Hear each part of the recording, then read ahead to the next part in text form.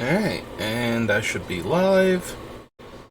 And we are going to start in on the Beamtown Bullies. If you hear a little bit of background noise, I've mentioned before that I play Opera Omnia.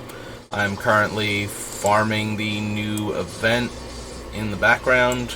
Once I run out of the, resource points that they use, I think it's SP or something, we'll just switch it off. But it's almost done, and I wanted to get started. So I have had a day so far. So my brother had to go into work a little earlier than usual, so that's why I'm starting at 2:30 as opposed to having done an earlier stream and then go to take him and then come back and do the later stream. But also, so the thing that had me wiped out this past week when I started streaming Thursday, I was like, yeah, Wednesday was a day. So we had a possum make its way into our house, and just caught it this morning, and took it over to the local park and released it into like the woodland area over there. But this thing has just been in our house, and it's probably been in the house for like close to a month now. So we have like a couple little things that we've set out for the mice that we've been catching, and we were very confused how they were getting out and dragging the traps, like all the way down into the basement from the upstairs. And so most likely it was just getting like snagging the possum's foot or something, and they were just dragging it down there to get themselves loose. So we have a cage that we used to catch our first rabbit. It was a domesticated rabbit that had either escaped, or we're pretty sure like the people that had it just let it go because it was prone to seizures. So that was our first rabbit, Blaze, and our mom got the cage to get him in there and inside the house because she first noticed him just like hanging out in our backyard. And that was perfectly fine. But then she started noticing that one of the local hawks had started like circling our house, and she was like, "No, I'm not gonna let the bunny be eaten." But Bunny is too cute, so she went and got like a cage large enough to hold him. Oh, I gotta do this fight 2 more times apparently before I run out. I thought I was almost done. So we still had the cage that we used to catch him and bring him inside. Like, I just came home from work one day and there's a rabbit in our living room. And so that was a unique experience, but I was not entirely surprised knowing her. But yeah, so we still had that cage. So I was putting like apple bits like for our current rabbit. Because the mice had chewed into the bags anyway, so we were going to throw them out, so might as well use them to bait the possum. And the possum was just like getting into the cage, grabbing them, and getting back out without ever stepping on the pressure plate properly, despite my best efforts. Or we still have some amount of the little field mice, and they were getting to them and just taking them because they were too small to set off the pressure plate. So we got apples, like full-sized apples, and I put one in last night, and I went downstairs to where we have like the extra freezer space to get like something for lunch, and I just see the possum like all curled up in the one side of the cage with the doors down, sleeping. So I went and like put on gloves and held the cage away from me and got him over to the park and away from like any of the people that were in the park, and just let him out into the bushes and threw the apple, like not threw it at him, but like rolled it into the brush after him, so that way he went through all that work to get the apple, he can have the apple.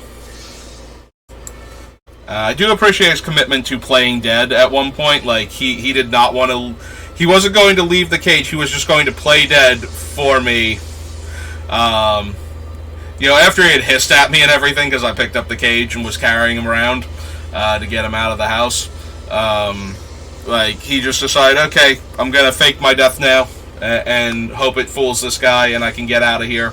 And I'm sitting there holding the cage door open and he's not moving. It's like, no, I'm gonna trick you. It's like, nah. So I had to shake the cage a little bit and he darted out and off into the bushes. So I was up to the wee hours of the morning because my mom does not care for possums particularly. Like, I know they can be cute and they can be friendly. A lot of the ones around that, when one shows up in our backyard, it tends to be the kind that will see you and start hissing at you and get very territorial. So the possums around here are genuinely not particularly friendly. So we try to discourage them from sticking around, but this one actually somehow got into the house and was like hiding in the unfinished area in the basement. And yeah, I just finally saw him last night. Like, I didn't even, for the longest time, I wasn't sure if my stepdad had just, seen like a rat as opposed to a possum, because we already have the mice. So if we had a full-grown rat in the house, that would have been also obnoxious and annoying. But so my mom doesn't like possums, and the house is not exactly set up for easy convenience of guests coming over to, like exterminator type, get the, catch the possum and get him out of the house, pest control, that sort of thing. So I was up most of the night into the early morning with her, helping her, do anything to feel like she was moving towards getting to a point where we could get this guy into the house to try and get the possum. And that's, like, later on that day, I remember we had the cage from Blaze Bunny, and we set that up, and then, like I said, it's been dodging the thing, or the little mice have been grabbing, like, the little apple slice things, like dried fruit, from out of it. So, full-sized apple, though, got him to go into the cage and actually trip the pressure plate and get caught. So I was able to get him over to the park, and that's all taken care of now. So that should be, hopefully that's all the drama we got for a little while. I certainly don't need any more.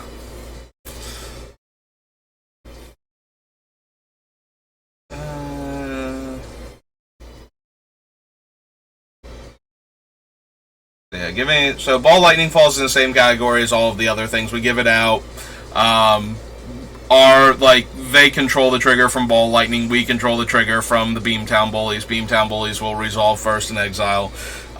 So while a 6/1 haste trampler, certainly okay in this deck, I think we're doing better with like the skelemental or whatever it's called, the ball lightning creature, as opposed to adding in a ball lightning. Banshee we don't really need. Cage we don't really need. Blood Moon, Bog Imp, Bog Rats. The oh so lewdly named Bone Flute.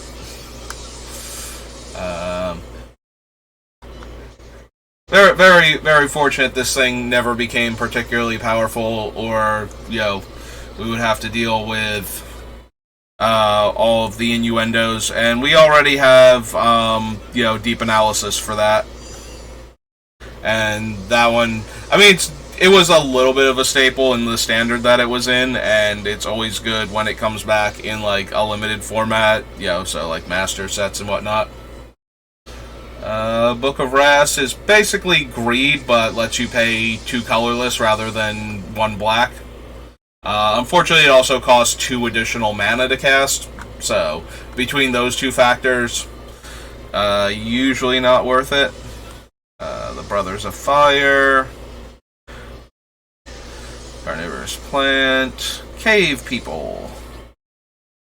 If declares an attacker, they get +1, -2 until end of turn, and 3 mana and tap. Target creature gains Mountain Walk until end of turn. City of Shadows.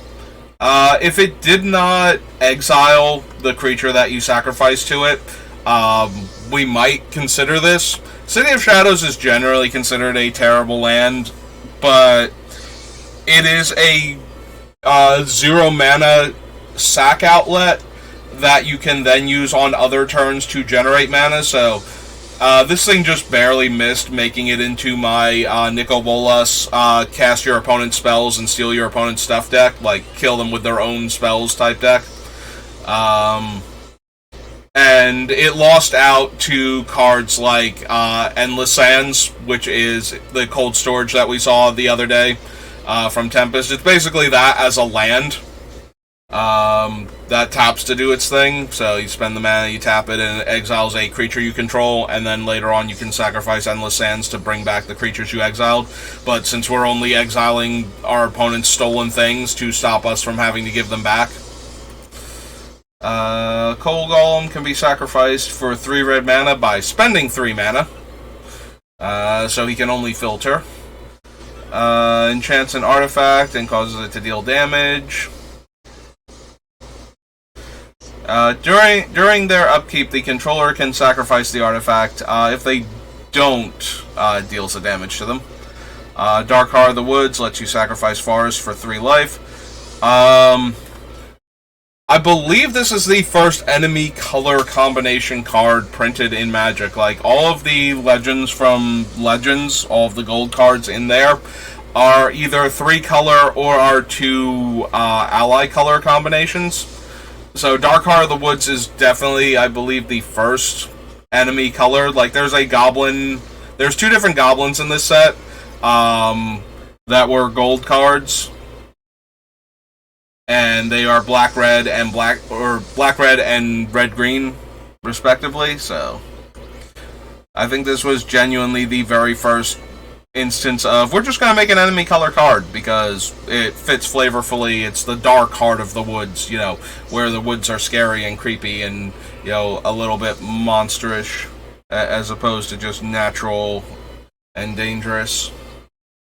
This prevents half the damage done to you by a single source rounded down. It is a 0-drop, but yeah. Diabolical Machine is a 7 mana 4/4 that regenerates for 3 mana. Eater of the Dead lets you exile cards, creature cards from graveyards to untap it. Nom nom. It is unfortunately a 3 mana or a 5 mana 3/4 though. Elves of Deep Shadow also, like, one of the first cards that, you know, green mana, taps add black. Like, actually is more relevant in the, you know, an enemy color pair. So, you know, at least some of the early Magic playtesters did care about creating situations for enemy color cards. And I'm done with my Final Fantasy game, so we'll just set that to the side now.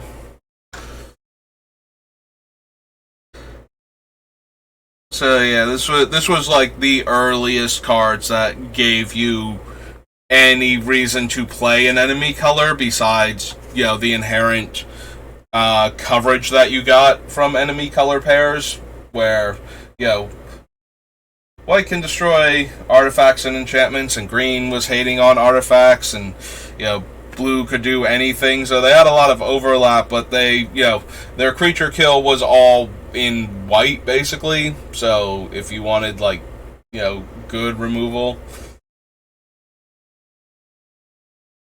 that got around creatures being white, or the removal being white, like if you needed a way to kill a Black Knight or something, like you either had to dip into blues, like control magic effects and whatnot, or it's burn, which back then a lot of that was cycling out of. You know, we were about to have like Type 1 and Type 2, which are vintage and standard now, and we were going to lose that. So, you know, having access to like Lightning Bolt in your white deck might be super helpful if your opponent's going to be playing a lot of Black Knights and Orders and whatnot, Knight of Stromgold. But then we got Serrated Arrows, so we didn't actually have to branch out into that often. And the decks stayed pretty much like mono black versus white green for a long time. But yeah, that used to be the primary reason for pairing enemy colors, is to gain access to ways to interact with the cards that your color couldn't. Because if that was your primary removal color out of your 2-color pair, then you needed, you know, something that could interact with the things that had protection from your colors and land walk abilities and all of that. Because when cards hated on colors back in the day, they really hated on colors back in the day. Eternal Flame does an amount of damage to your opponent equal to the number of mountains you control, but it also does half that amount of damage to you rounded up. Thank you. Felwar Stone, one of the more ubiquitous mana rocks in Commander, as it costs only 2, does not enter the battlefield tapped, and if you have enough opponents, statistically speaking, it will fix your mana also.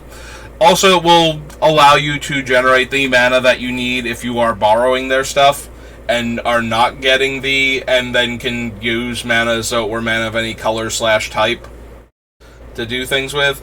The only downside to this is it does have to produce colored mana, so you can't use it for the colorless aspects of Eldrazi if your opponent has a land that taps for colorless mana, and B, if your opponents are somehow those decks, your lands probably won't, like Felwar Stone might actually not tap for mana.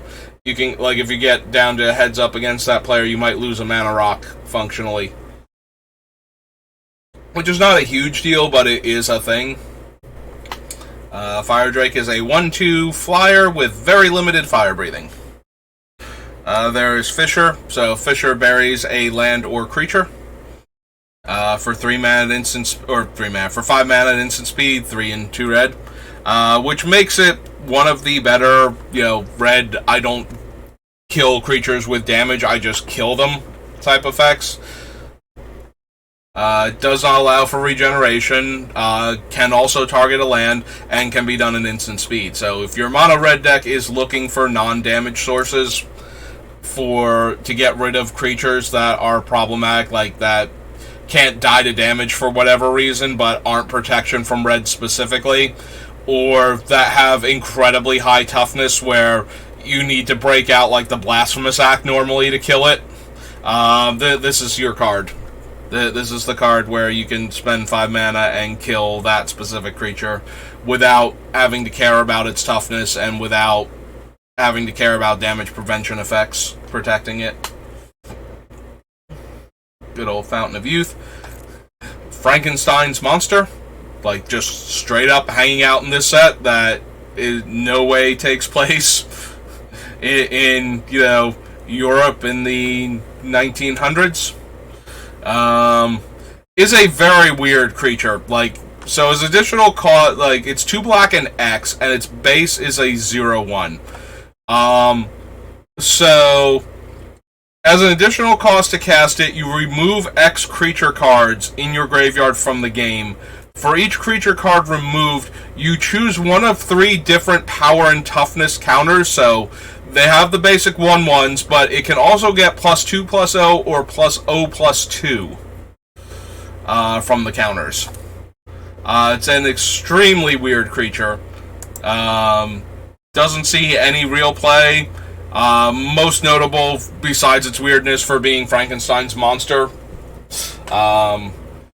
One of the last times that Magic just straight up referenced, yes, Magic has referenced Dracula more recently, but those were, and Godzilla, but those were alternate art and name cards. They are meant to represent existing Magic the Gathering cards, as opposed to the Stranger Things type sets and Walking Dead and all of that they are starting to do now. So this is one of those, for the longest time after this, I'm pretty sure this was the last one to just straight up reference something like that. There were a couple of cards that were close, I think, but I think Frankenstein's Monster is the last one to just be similar to Arabian Nights, where it just has all the characters from the 1001 Arabian Nights running around. You actually have Aladdin and Sinbad and Alibaba and all of them. This was the last time. And also note that it is not a legendary creature, because similar to the Dark, there were no legends. After Legends, they did not get another legendary creature until Ice Age.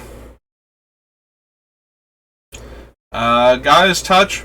One of the weird cards that people kind of forget exists, that goes in, like, especially green heavy commander decks that are looking to ramp. It's 2 green to cast. You can play an additional land per turn, provided that the extra land that you're playing is a basic forest. And you can also sacrifice the enchantment to add 2 green to your mana pool. So, first it lets you play extra lands as long as you have basic forests that you can play on the turn. And then it gives you the ability to sacrifice it for double green. So it really, really wants to ramp you in a game of Commander. This is one of those like super oddball cards that people forget exists entirely until you play one of them. Like, if I were going to do a mono green Commander deck, this would probably be on the short list of fun things to add to it. Mostly because it's not a better Explore, but it is another Explore that also, when you don't need Explore anymore, but you still want mana, let you get that extra 2 green in there real quick. Goblin Caves, boost Goblin's toughness. And enchants a basic mountain digging team. So this was where we first got, like, you know, original set, we had, like, 2 goblins in it, and 1 merfolk, and 1 zombie, but we got the lords for each of those 3 creature types, where it gave, like, +1/+1, and an ability, or in the case of the zombie lord, we got, like, Swamp Walk and the ability to regenerate. But we did not get, like, more creatures of those types. This is where that started to change, and the first creature that really got a whole lot of this creature type matters and creature cards were goblins. Like, goblins was the original tribe as far as Magic is going to start making more creatures of that tribe. So, you know, another 1/1 for 1 goblin. It has a terrible ability, but that's okay. Taps and sacrifices itself to destroy a wall, but it is an efficient body. Goblin Hero is a Grey Ogre that gets the buffs from your guy, from, like, your Goblin King and whatnot. Weirdly enough, Goblin Rock Sled is a Rock Sled, not a Goblin. It retroactively became one, but for the longest time, this stupid 2-mana 3/1 Trampler was, for some reason, considered a Rock Sled creature type, rather than a Goblin.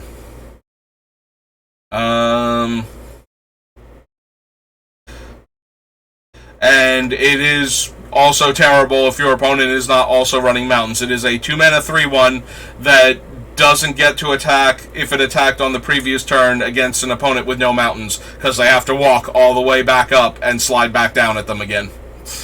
Goblin Shrine, actually the better of the 2 enchant lands for goblins. Enchants a basic mountain, just like the other one. Gives your goblins +1 power. The downside is that it deals 1 damage to all of your goblins if it leaves play, so you do have to watch out for that. Although on the bright side, at least, Goblin King back then was a lord, not a goblin, so you didn't have to worry about it killing him, and then, you know, having all your goblins shrink and you losing all of them afterwards. Goblin Wizard.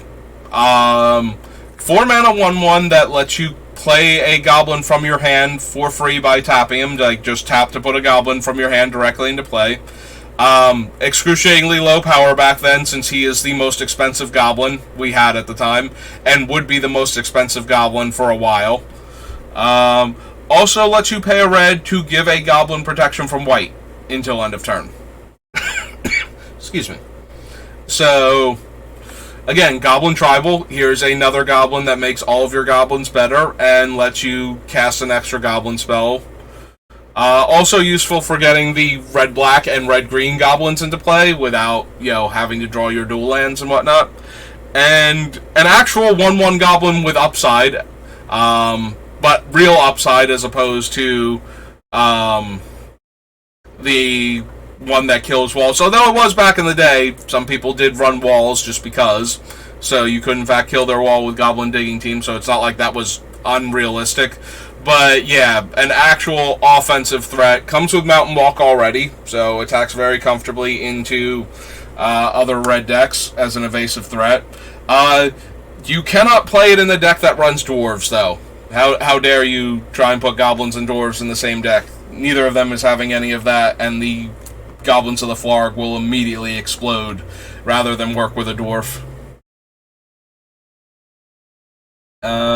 So yeah, a whole bunch of fun goblin cards. I think there's like one, maybe two other ones in this set. I mean, there are the two, the red-green and the red-black one, but I'm trying to remember if there was like one other goblin card that doesn't start with the word goblin. Grave Robbers lets you exile artifacts from graveyards to gain life, but it is a 3-mana 1/1 that does this and requires black and tap it.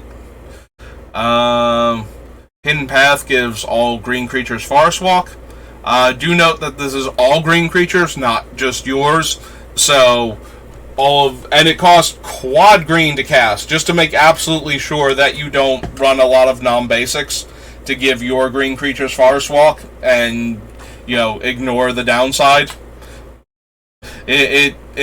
Magic people thought of that, and they will not allow such chicanery back in 1994. Inferno deals 6 damage to all players and creatures. Inquisition, look at target player's hand, deal 1 damage to them for each white card in their hand. Good old green first strike creature.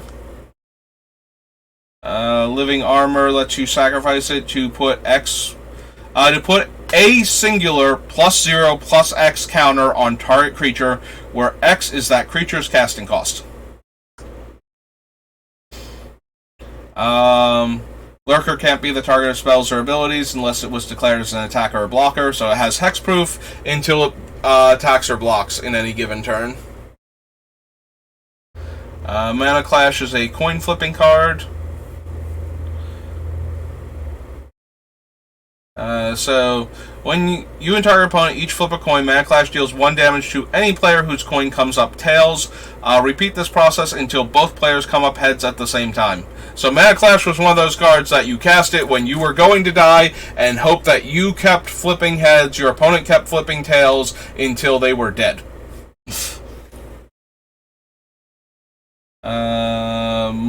Also of note, you would keep going until both players came up tails. Like, players would not get killed by state-based effects until the end of a step or phase. So, even if you got your opponent with Mana Clash, you might also still die.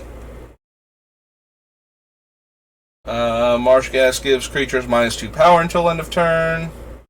There's Marsh Goblin, the red-black one with Swamp Walk. The red-green one I just think is a 2/2. Marsh Viper is one of the poison counter creatures. Maze of Ith. Alright, so Maze of Ith is a card I did want to add to the list. So we want to go to the dark. And go Maze of Ith. You will note that while I normally put a little designator in front of the card with an L because it's a land, Maze of Ith does not actually tap for mana. Like, you cannot get mana from a Maze of Ith. This was a thing that lands used to be able to do, and while we have seen a few of them before, I don't think any of them have made it into the deck list.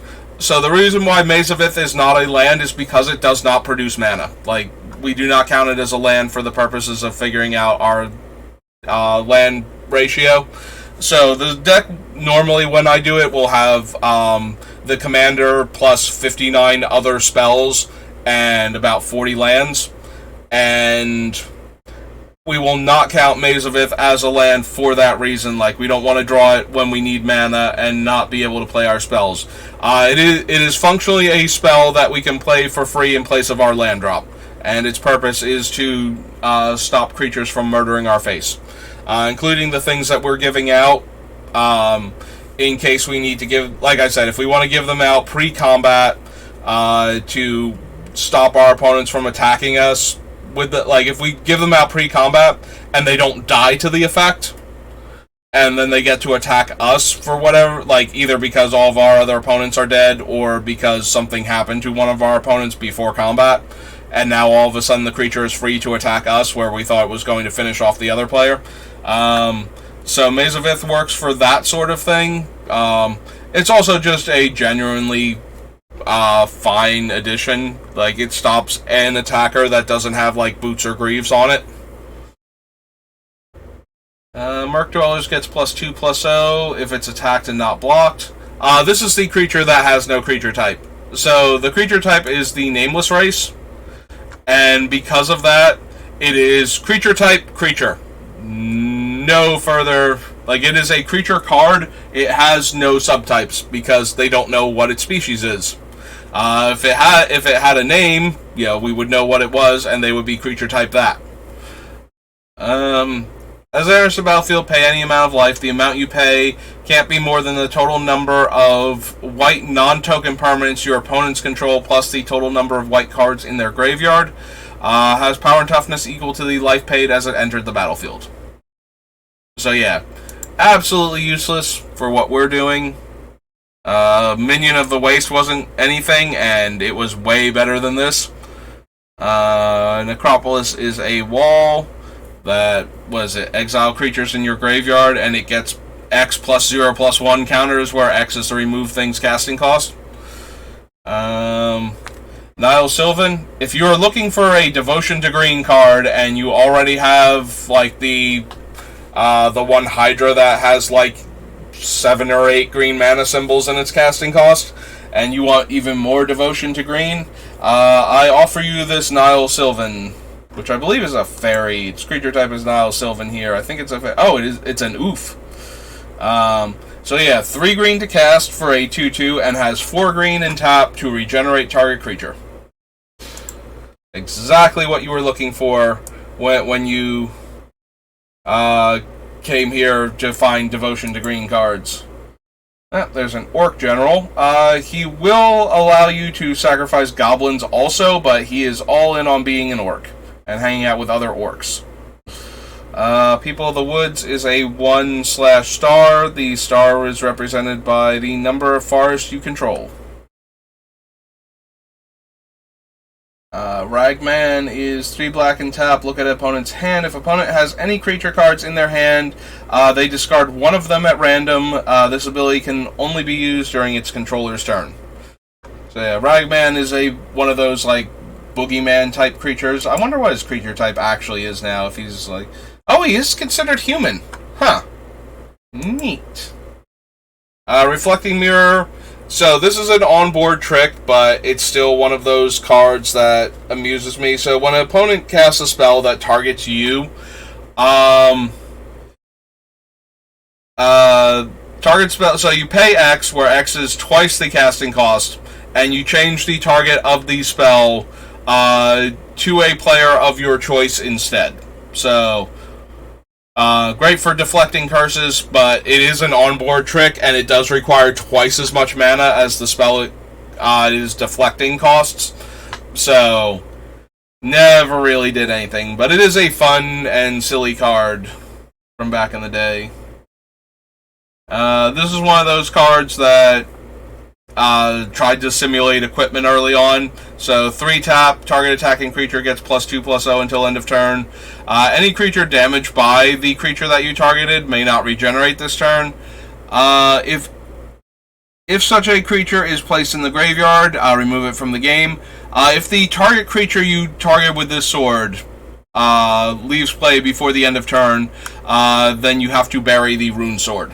So it stops regeneration, exiles the creature that was dealt damage with it, is a 6-drop and 3 to activate, and it dies if the creature that you gave the sword to dies, or it just wanders off, like it just takes your sword with it.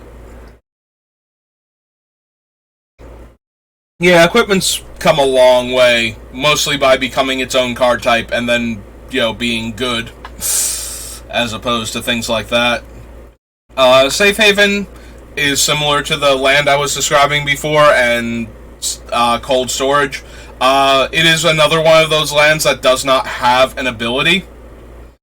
So, like a mana ability, it just has the ability to exile a creature you control, to keep it safe like you actually hide the creature away inside of the land when you exile it, and then on your upkeep you can sacrifice it to bring back all of the creatures that were removed from the game with it. Obviously, this didn't make it into the Nicol Bolas deck because Endless Sands taps for mana and still has this type of ability. 2 green, tap, target enchant land is destroyed. That'll learn your opponent for trying to ramp themselves with wild growth and whatnot.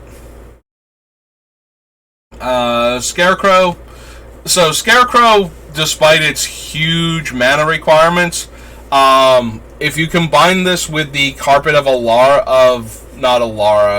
Carpet of Alabera, I think it is, from Legends. So the carpet is a flying carpet, so you're up in the air. When you activate it, you can't be dealt damage by creatures without flying. And then you can use the Scarecrow and his 6 tap activated ability to prevent all damage flyers would deal to you, and you can stop your opponents from ever being able to deal combat damage to you. Unless they can destroy artifacts. Or have flyers and can destroy artifact creatures. Or, just deal direct damage with you with burn. Or, yeah. It was a fun dream to have, though, back in 1995 when I've discovered these cards existed. Let's see. 4 mana, 2/2 Forest Walk. Green 2 tap, take control of target artifact.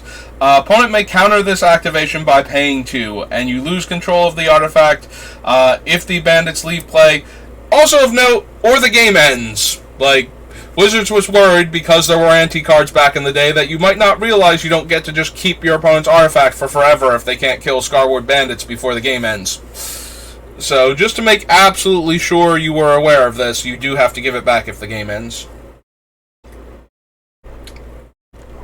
There's the Red-Green Goblin, who is a 2/2 for 2. He is a bear that is harder to cast for the benefit of being a goblin. They were still working out the kinks with, gold cards. Scarward Hag is a 2 mana 1/1, and for 4 green, she can grant Forest Walk, or you can just tap her to take it away. Like, if she does not like you, it's very easy for her to rob you of Forest Walk. Scavenging Folk is the elf that can destroy artifacts back before they needed it to be an elf, so they made it this creepy little guy instead. And yeah, at the end of each player's turn, all of their untapped creatures that could have attacked and didn't are destroyed. If you do not pay 2 life during your upkeep, Season of the Witch is destroyed, and effects that prevent or redirect damage cannot be used to counter this loss of life. Sisters of the Flame is a 3 mana 2/2 that taps to add red. So the Brothers of Fire, 3 mana brothers for 2/2 that had 3 mana deal a point of damage to any target and a point of damage to you, and the sisters let you get red mana out of them. They are a large Lalamore elves for red.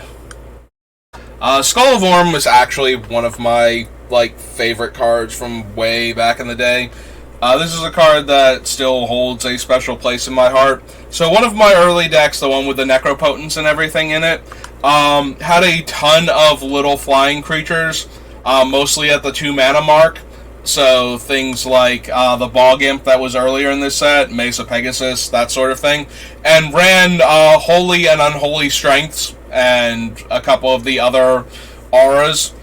So I desperately wanted to get my hands on a Skull of Orm so that I could use it to buy back my dead enchantments, because while I had figured out that auras were a problem if your opponent could 1 for 1, or more accurately if they could 1 for 5 you because you dumped 4 auras onto your creature, was bad, I still had the dream of, that's okay, I'll just get them back with Skull of Orm at 5 mana, because they're only 1-drops, so I'll have tons of mana, and, mana curves did not exist back then, and as we, understand them now. So being a bunch of cheap aggro creatures just meant that I could have 5 mana lying around to activate Skull of Orm to get back my 1-drop enchantments. Literally one of the worst Magic cards ever printed. So Sorrow's Path is a land that does not tap for mana. It does tap to swap two of your opponent's blocking creatures, so that creature A is blocking your creature 1, and creature B is blocking your creature 2, and now you exchange them so that B is blocking 1 and A is blocking 2. And that could have been an okay ability, not great because it's already on board, but now your opponent knows that their blocks would be terrible. Except that every time that Sorrow's Path becomes tapped, for any reason, it deals 2 damage to you and each creature you control. Like, this card was already super situational and completely useless to begin with, and we made it worse. Like, they were so scared that this ability might let your opponent just do crazy stuff in combat and make all blocks terrible forever, that they needed to make sure that it never did that because it sucked. Yeah, Sorrow's Path is one of those cards that you put in decks where you can give your cards to your opponent. Unfortunately, we can only give out creatures. But you give this to your opponent, and then you use your own effects to tap it. And then it kills all of their 2 toughness creatures, and deals them 2, and ruins their combat steps, and just is a genuinely awful, awful Magic card. And it's not even, like, super great for that, either. Like, yes, it does make your opponent's things take 2 damage and deal 2 damage to your opponent, but you can win the game with the stuff you're giving out. Our whole deck does that. Like, Sorrow's Path is such a terrible, terrible Magic card.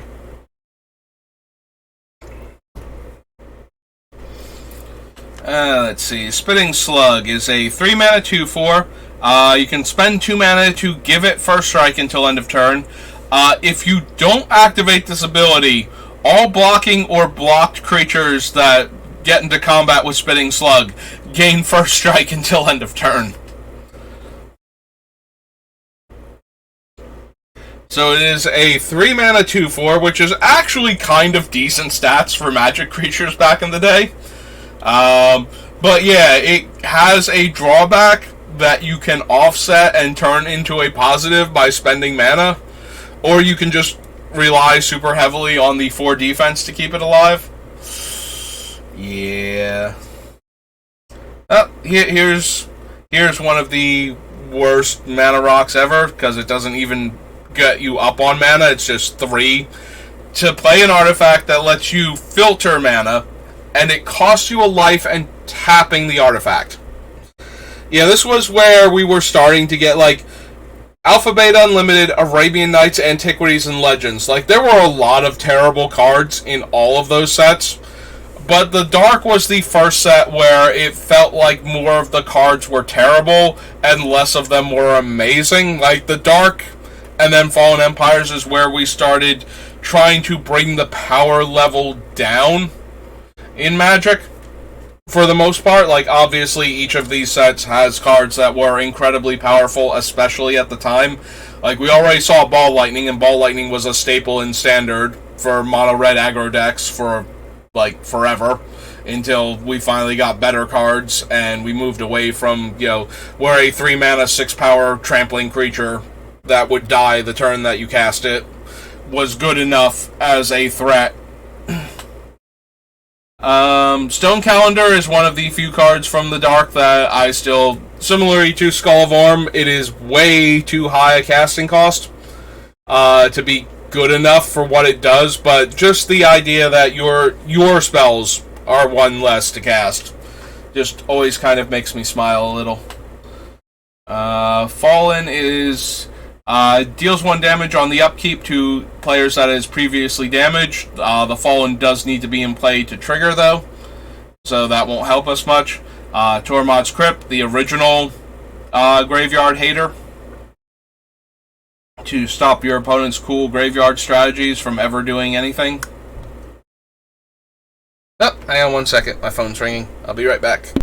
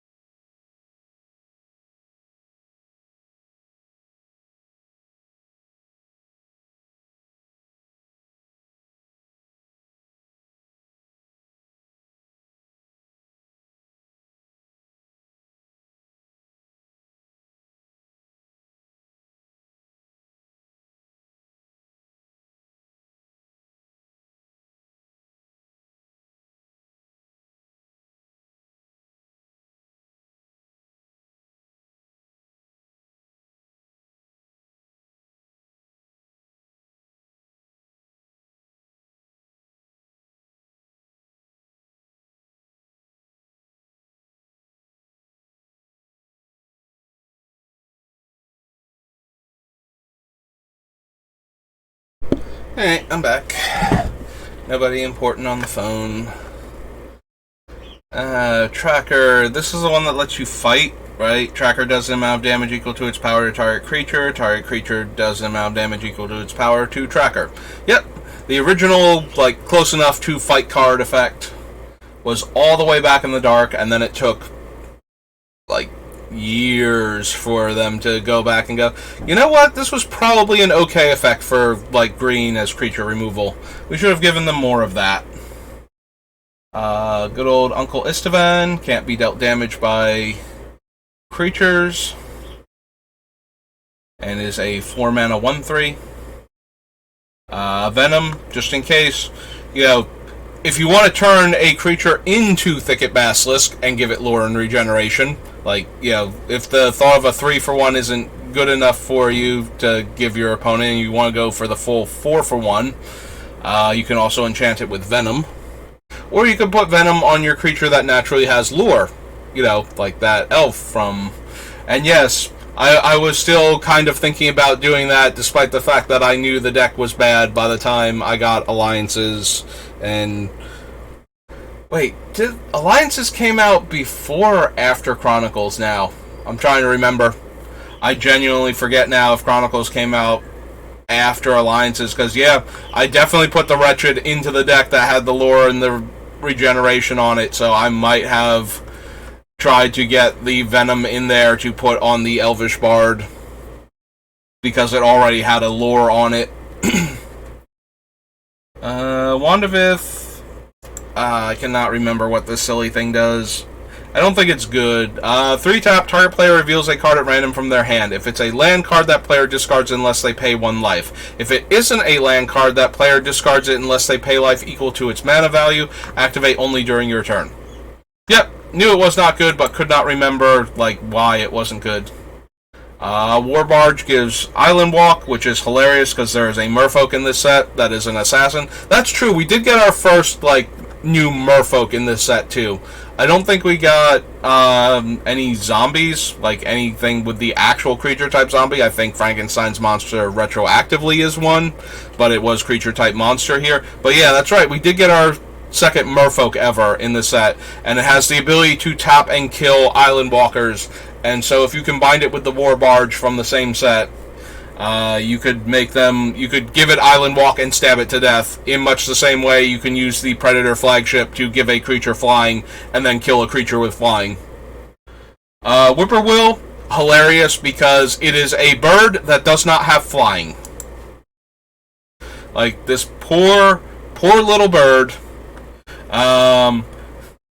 It is named Whippoorwill. It is, now granted, this is more in keeping with green. Green does not get flyers. But still, this poor little bird just wanted to... and it's even got its wings out and is in mid-flight. And it does not fly. Definitely among my more favorite weird magicisms from the early days, where they probably just concepted it as a creature... getting more water. Yeah, it was conceptually a creature from the start, and they just didn't realize they were going to make it a bird until they did, and they, you know, forgot to go back and give it flying when it is a bird pictured in flight.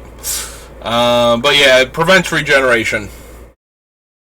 And also damage prevention. Target creature can't be regenerated this turn. Damage that would be dealt to that creature this turn can't be prevented or dealt instead to another permanent or player. And when the creature dies this turn, exile the creature.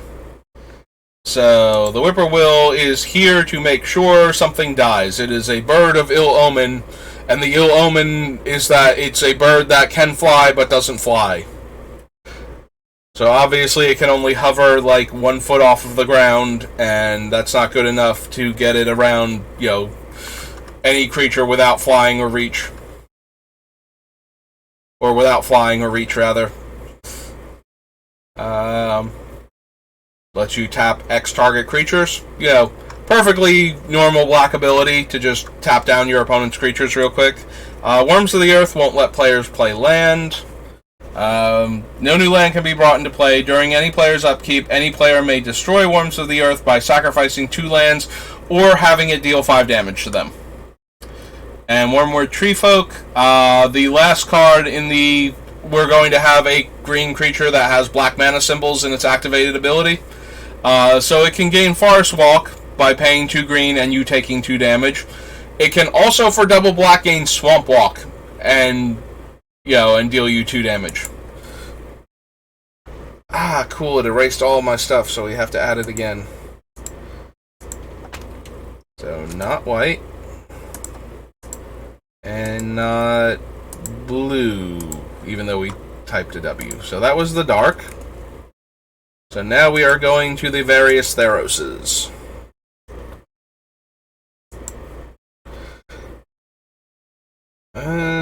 Yeah, I'm going to be honest, aside from remembering that the gods and the bestow creatures exist in original Theros, I am blanking super hard if we're going to even see anything remotely. Like, Heroic's not going to do anything for us, and Devotion is not really an important thing for our deck, so...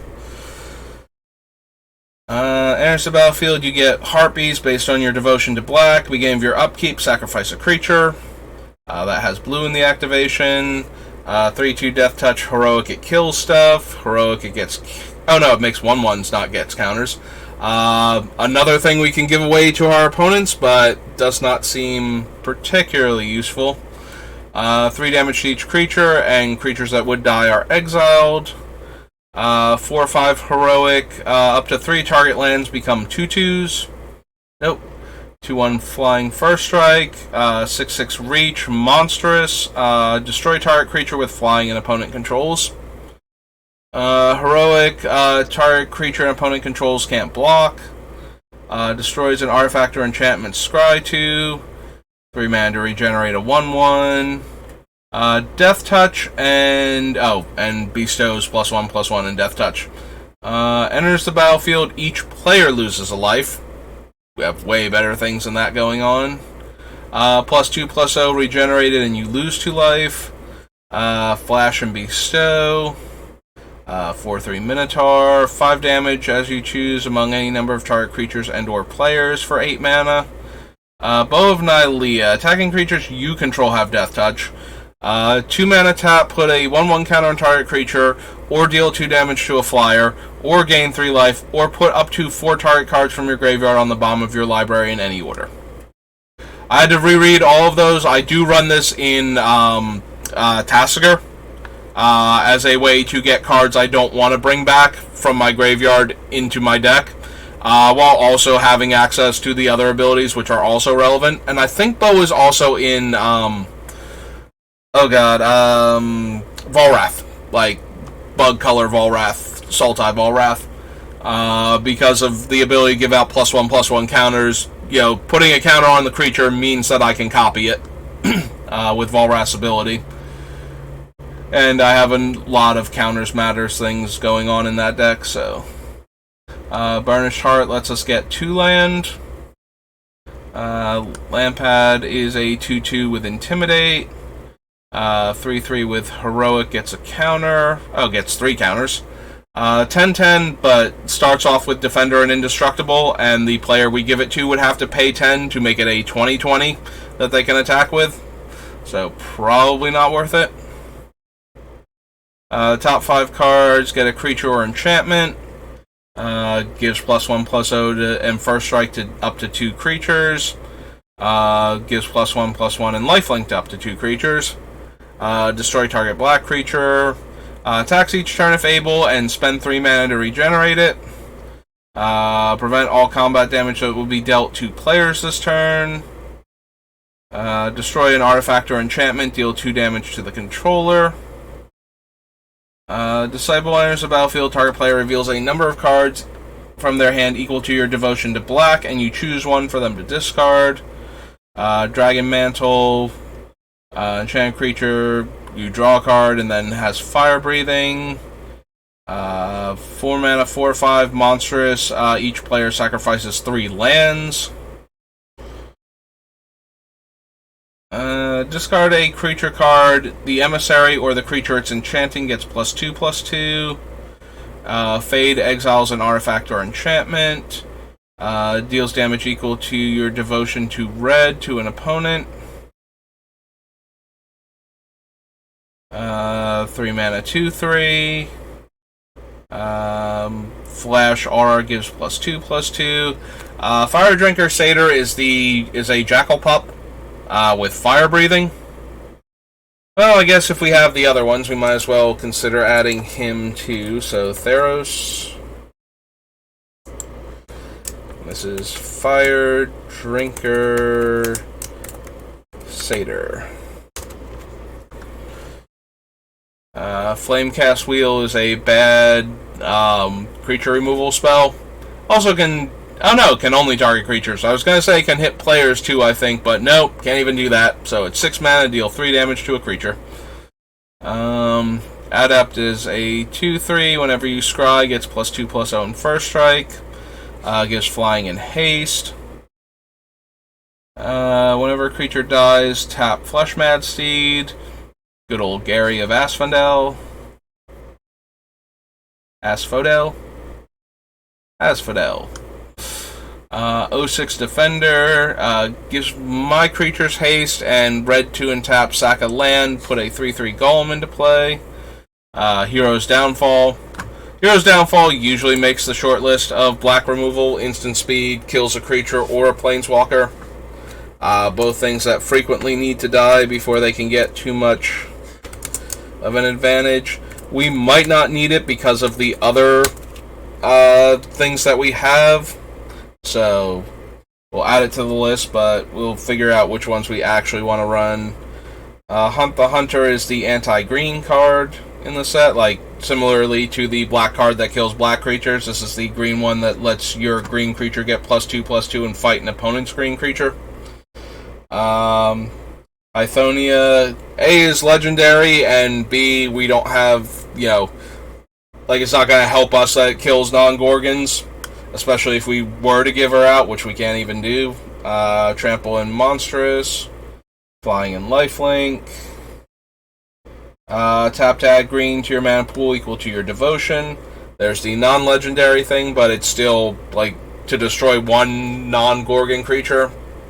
Does not seem particularly useful. 2/3 that gives Minotaurs haste, and Minotaurs you control that are attacking get +2 power. Cast a spell that targets, deals 2 damage.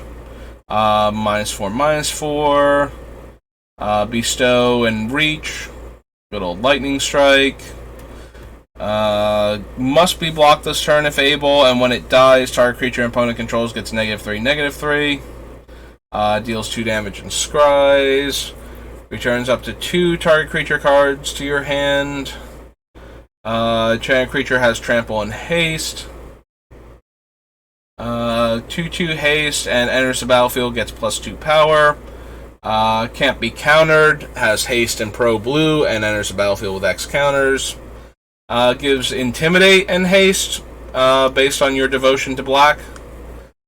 Nemesis is 1 less to cast for each creature in your opponent's graveyard, and similarly has monstrosity that also goes down. 4/5 reach with monstrous. 3 mana, 3/3.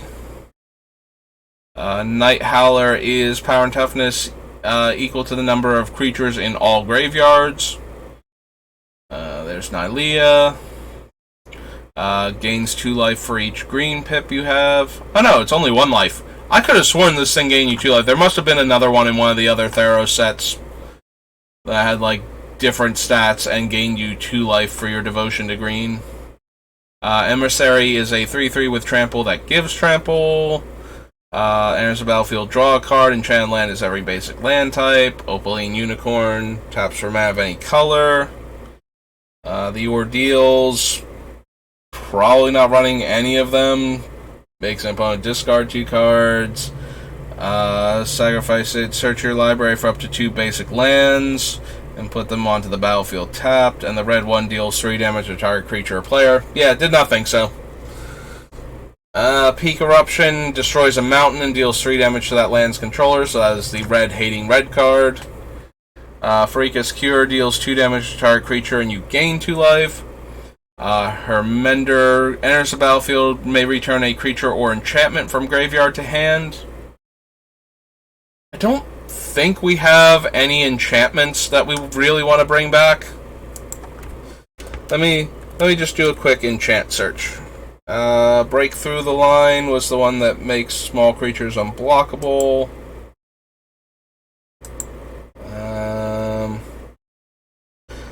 That's mid-text, also mid-text. Problem is the way I have this set up, it's hard to, like, it's focusing on the word. Oh, that's Barrier Breach that exiles enchantments, okay. Dockside Chef is an enchantment, but he's also a creature. Similarly, Gloom Shrieker and Greater Tanuki. Fable the Mirror Breaker is a saga. So, fortunately for us, it becomes an enchantment goblin. Otherwise, I would have missed that, actually. So, Fable is another thing we could theoretically get back. Art or enchant. Oh, that's the Hideaway one. When I sack a creature, I may get a... Oh, that's the Riveteers one. That's the one that lets me get the zombies. That one's okay. That's the Morbid, I gain a life and draw card. That's the background. Which background was this one again? Agent of the Shadow Thieves.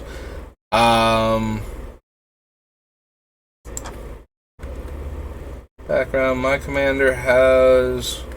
When this creature attacks, the opponent with the highest life total gets a +1/+1 counter and gains Death Touch.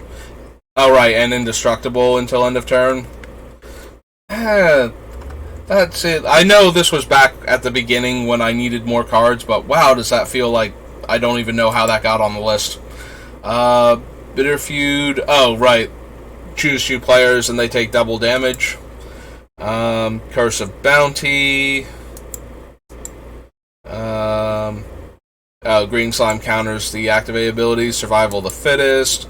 Oversold Cemetery. Perilous Forays. War's Toil. Everlasting Torment. Wound Reflection. We have some okay enchantments, but not... And then there's Break Through the Line again. So yeah, we have some okay enchantments, but nothing that I'm just like, oh, if that got blown up, we're in a lot of trouble. I need to be able to get that back, so... I think we can just skip Pharika's Mender. 5 mana, 3/7. 4 mana, 4/4 trample, pro enchantments. When it deals combat damage to a player, if it's monstrous, destroy target enchantment that player controls. Almost had it. Like, if it just made it easier for it to deal damage when it was monstrous and it had that effect, we would probably put it in here. Because it's doing everything else I want it to. Like, it's not giving them an option. It's only destroying ones that the defending player controls. Like, it's got all of the good stuff going on for it. But it has to be monstrous. And there's no way for us to enforce monstrosity on it, so... can't be blocked except by walls. No. Perforos himself.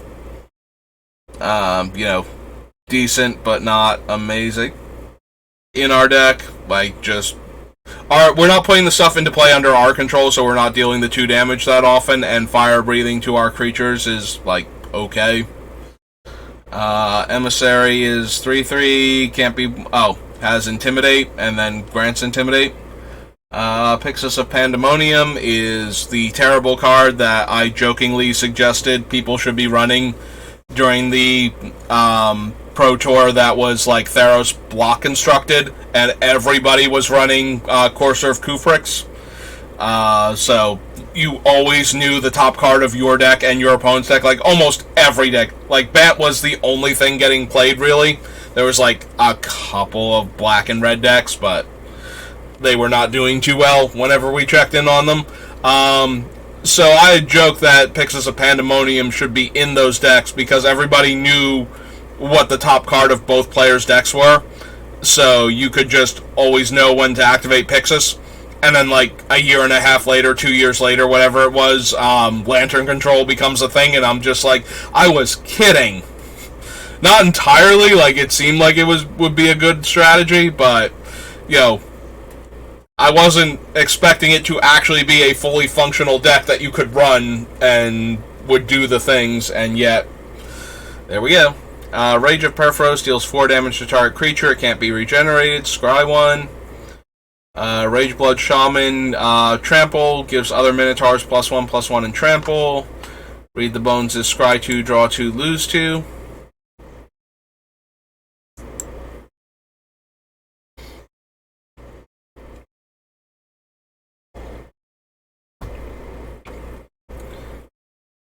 Whenever another creature dies, scry 1. Black, it gains Death Touch. Green and 1 gains Hexproof until end of turn. Yeah, very efficient creature, but isn't really doing anything that we need, so... as additional cost, sacrifice a creature, then return a creature from your graveyard, then bring back the creature that you sacrificed.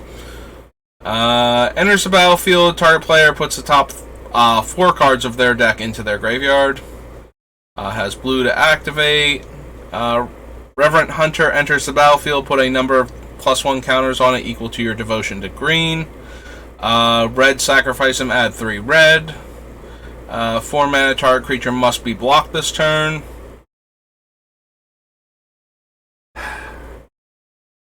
Like, it's still not a great ability. Like, yes, we're forcing other players to attack, so making other players have to block it is definitely a thing, especially if we're going to use, like, the Jackal Pup creatures, where we want to make them have to kill the player that's attacking with them, even if they don't want to.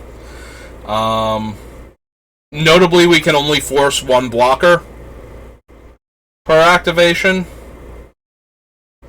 Like, if we target the creature, it must be blocked this turn, but we don't control how many creatures they block with, and we can't force them to block it with additional creatures with its ability. Let's see. Theros. It's Theros Beyond Death. Actual Theros. I do like that it's a reusable way to do that, which I don't think we've seen yet. I think it's all been either the creature itself has the ability, or it's a, like, combat trick, like it's actually the spell provoke. So,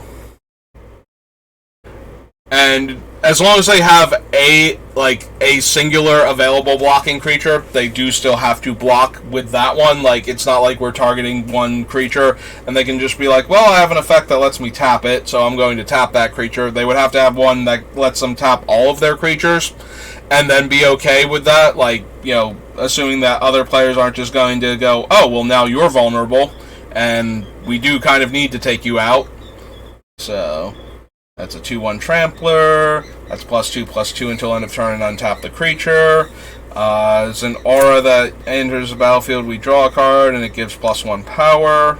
1/1 Death Touch. 7 damage to target creature with flying.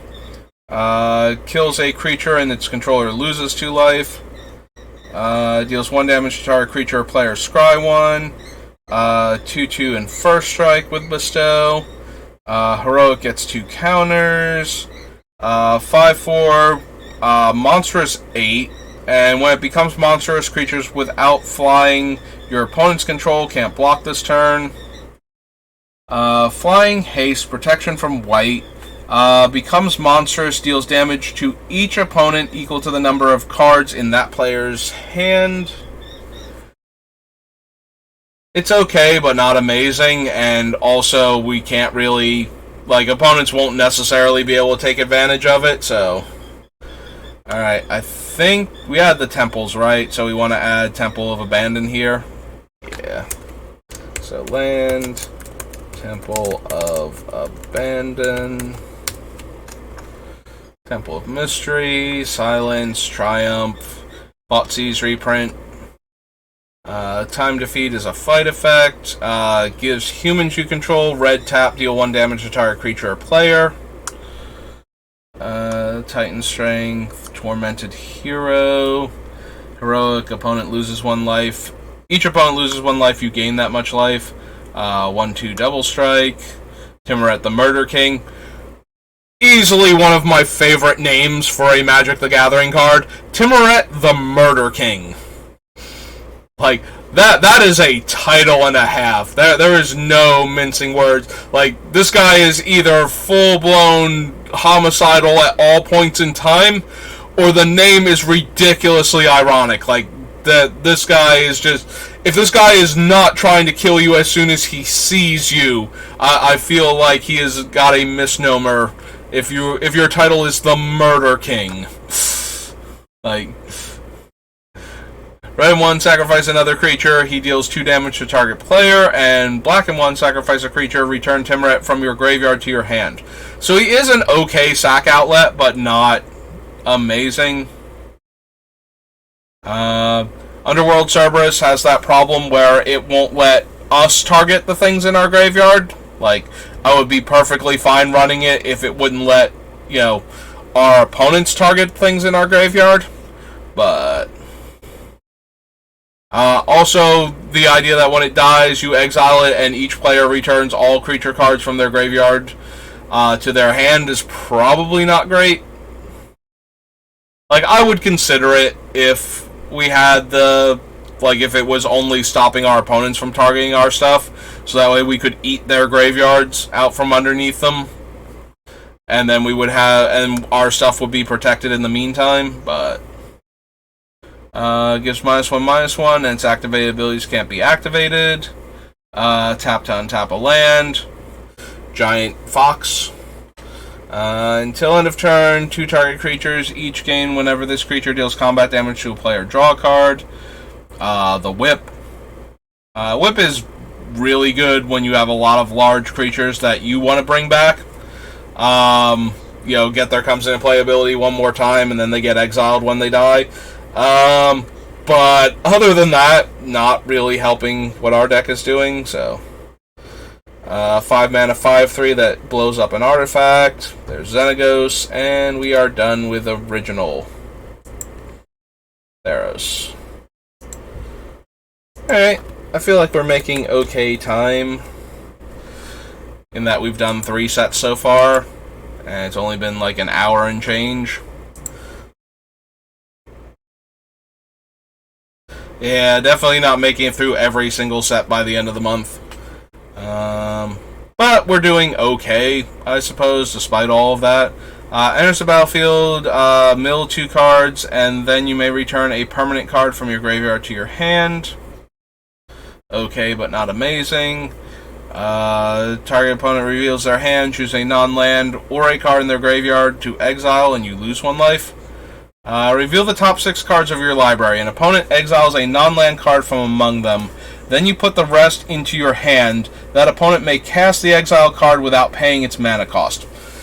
So close. If we could just force the terrible things on them and make them have to cast them, and we got the other cards, that would be great. Even if the other cards would also have to be terrible. But yeah, just the ability to do that would have been so good. Like, it falls into the same problem as the Dubious Challenge, where the opponent is not forced to actually play the terrible thing that you're giving them. Yeah, I forgot Allure of the Unknown even existed because of how mediocre to terrible it is. Like, you always give your opponent the best thing, and... unless they can't figure out what the best thing is. So, the only way this works for you is if all of your stuff is very combo PC, like, to the point where taking the card is more about stopping you from having that one card than it is about actually having a good card that they get from you. Raises your devotion and taps to add mana of any color, and gains you life if you cast certain spells. Good old Anax. Power equal to your devotion to red, and makes 1/1s that can't block when your stuff dies. She eats graveyards from your eats enchantments from your graveyard. Eats graveyards from your enchantments. Delicious, like cemetery tampering, just noms that all up. Nom nom nom nom nom nom. And she's a 2/1 flyer. She makes zombie tokens. 3/5 reach. Opponents cast instant or sorcery spells. You get a 1/2 reach spider. She is also legendary though, and not on topic. Cast your first spell. During your opponent's turn, it gets a 1/1 counter. Right, there was like a Flash Matters, Instance Matter deck in this set. Primarily in blue, but some of the other colors got in on it a little bit. To pair blue with. So I think it's red. There might be black or green cards. I genuinely cannot remember now.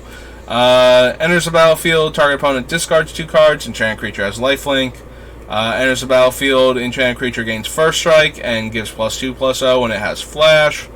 Catoblepus gives -X/-X based on your devotion to black. Blood Aspirant.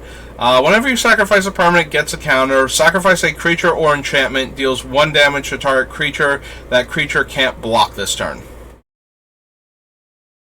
Like, it's not the worst way to... First of all, he gets a benefit from you sacrificing creatures regardless, which is a thing that we are going to want to do. Second, it is a sack outlet. Usable once per turn cycle, or if we can untap it the same way we're untapping the Beamtown Bullies, maybe. But it still feels kind of underwhelming, even with all of that going on. Bronze Sword gives +2/+0. Dies. Deals 2 damage to target creature or player and an opponent control. Target creature or planeswalker an opponent controls. Yes, much like eating the graveyard, target player and opponent controls. So when you're getting mind-slavered, you can use this card to deal 2 damage to the player, to yourself, because you're being mind-slavered, because you are now a player that the opponent controls. I guess that's how that works. Reach, and deals damage to target creature with flying based on its power, and then escapes with 3 counters. Exile a card from a graveyard. If it's a creature, you gain 3 life, otherwise you draw a card. I am sorry, I don't know why I am suddenly, like, yawning every few things. Maybe I'm rambling too much and not taking enough time to breathe, so my body's like, you should probably take a few deep breaths now. And I'm going to enforce that. Search your library for up to 4 Minotaur creature cards with different names and put them onto the battlefield, then shuffle. Flying Trample deals combat damage to a player. That player sacrifices a creature. Alright, so Demon of Loathing actually does, like, the thing. It is a large flying trampling creature. So it gets, it has all of the evasion abilities on it. And it affects specifically the player that it deals combat damage to. So when we give it out, the defending player will be the one that has to sacrifice. So we might wind up cutting him only because we have so many large creatures like this, but we'll figure out what the best ones are for our deck and then cut the rest of them. So we'll add the Demon of Loathing for right now because it is doing the thing that we need it to. Creature enchantment spells you control can't be countered. 4 mana target land becomes an XX elemental token with trample and haste until end of turn, where X is the number of enchantments you control. It's still land. 2/1 that dies into an 0/1 goat. Costs X less for your devotion and destroys a creature. Beginning of your end step, you may pay... Oh, this is the one that's going to polymorph, right? Reveal non-land permanent and then put that card? Yeah. No, thank you. Cast your first spell during an opponent's turn, deals 1 damage to them. Lets your lands tap for mana of any color and lets you play an extra land. Exiles a creature or planeswalker, and then you get to surveil one. Definitely an okay card, similarly to Hero's Downfall. kills the thing, does exile it, which is slightly better, but the 4 casting cost versus the 3 is a little bit much, even for, holding up an instant. Just means you need more mana to work with a lot of the times. Destroys a small creature, discards a card from their hand, and then exiles their graveyard. Enemy Enlightenment gets -1/-1 for each card in your opponent's hands. Beginning of your upkeep, each player discards a card. It is only a 5/5, so it usually just explodes immediately in multiplayer.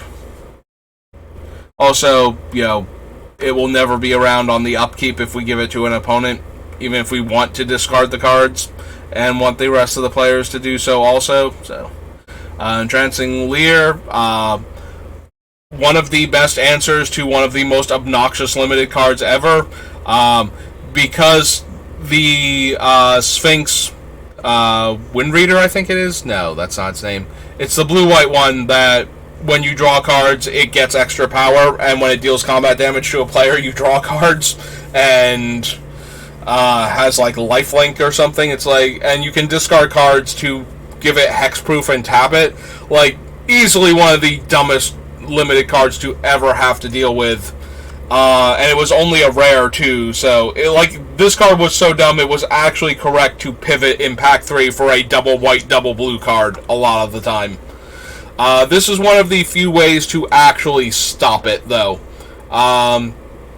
You pay the mana, and you go to tap the creature, and unless they can raise its power above what you paid real quick, the discarding a card taps down the Sphinx to give it hexproof. So, but if they don't discard the card there and tap it down, then the Lyre can be used on, if they don't give it hexproof, the Lyre just can stay tapped, and it will keep the Sphinx tapped forever regardless of what its power becomes. So they were required to do that to protect it until they could get an answer for your Lyre. And while that is an intense mana investment every single turn, the Sphinx was just impossibly dumb to overcome otherwise. So this was literally your best option for shutting it down. Erebos Bleak-Hearted we're not going to run. Intervention is -X/-X, gain X life, or exile 2 times X cards from a graveyard. So neither are necessary. +1/+0 in haste, no. 3 damage and scry 1, no. Exile a creature, no. Cast a spell, sacrifice a creature or enchantment, deals 5 damage. 4/4 reach.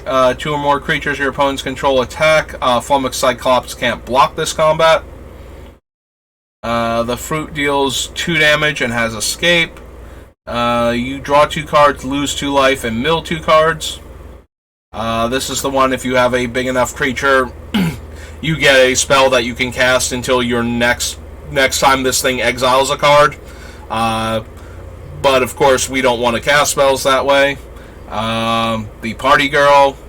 Other satyrs get +1/+1 and have haste, and whenever you attack with 3 or more creatures, you may discard a card at random to draw 2 cards. Gravebreaker Lamaya is yet another one of the Entomb cards. It is a 5-mana 4/4 lifelink.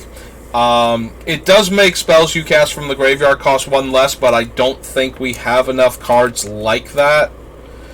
But she is another Entomb, so I'm willing to at least put her on the list, and then we'll figure out which Entomb creatures we want and Entomb effects. She might make it into the deck over something like Gerard's Orders or something. There's Gary again, always at it, working hard, toting that grain back and forth, making sure he makes that gold. Grim Physician dies. Target creature an opponent controls gets -1/-1 until end of turn. Lifelink, and you get to draw a card when your aura becomes attached to it. Becomes the target of a spell. Creatures you control get +1 power. Enters the battlefield, makes a 1/1 that can't block, and target of a spell. Creatures you control get +1 power. Aura that gives the creature a counter and then doubles the number of counters on it every turn. Enters the battlefield, untap target creature. Tap to add 1 mana of any color. If you have a creature power 4 or greater, adds 2. Enchanted creature gets +3/+3, attacks each turn if able, and when it dies, deals 3 damage to its controller. Incendiary Oracle has fire breathing for 2 mana. If a creature dealt combat damage by this would die this turn, exile it instead. Enchanted creature has at the beginning of your upkeep, sacrifice a creature. +3/+2. Prevent all combat damage that will be dealt this turn, except combat damage that will be dealt by enchanted creature. Enchanted creatures and enchantment creatures, and scry 2.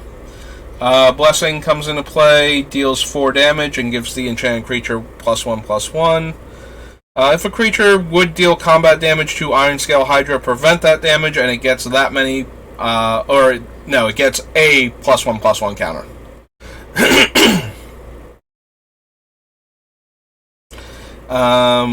Irreverent Revelers. Enters the battlefield, choose 1, destroy an artifact, or it gains haste.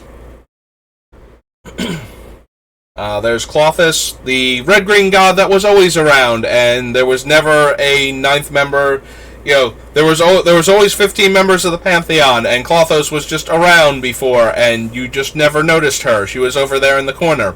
Maybe you should have been more attentive, and certainly Xenagos did not. It's really funny how they retconned this thing into existence, because Xenagos, when people asked originally, don't the people of Theros realize that they're down a god? That Xenagos is just filling a hole?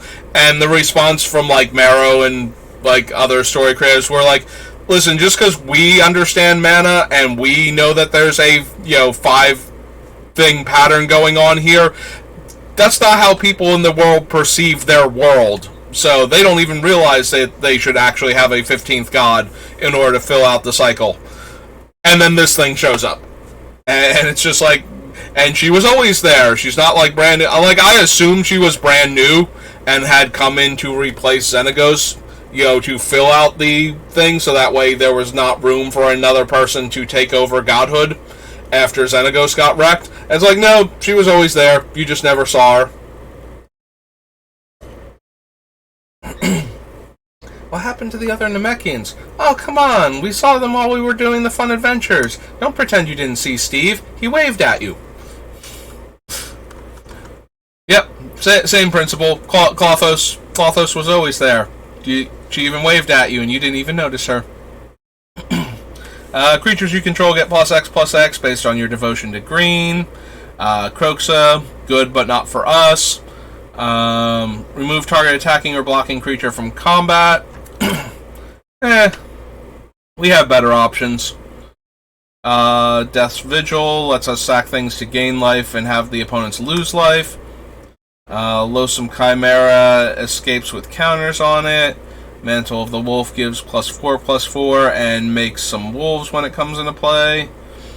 Beginning of combat on your turn, each player puts the top 3 cards of their library into their graveyard. Meh. Enchanted creature dies, return to the battlefield under your control. Death Touch mills you 2 and gains you 2 life. Gives -3/-3. Mirror Shield lets you deflect Death Touch back at the Death Touching creatures. Kind of cool.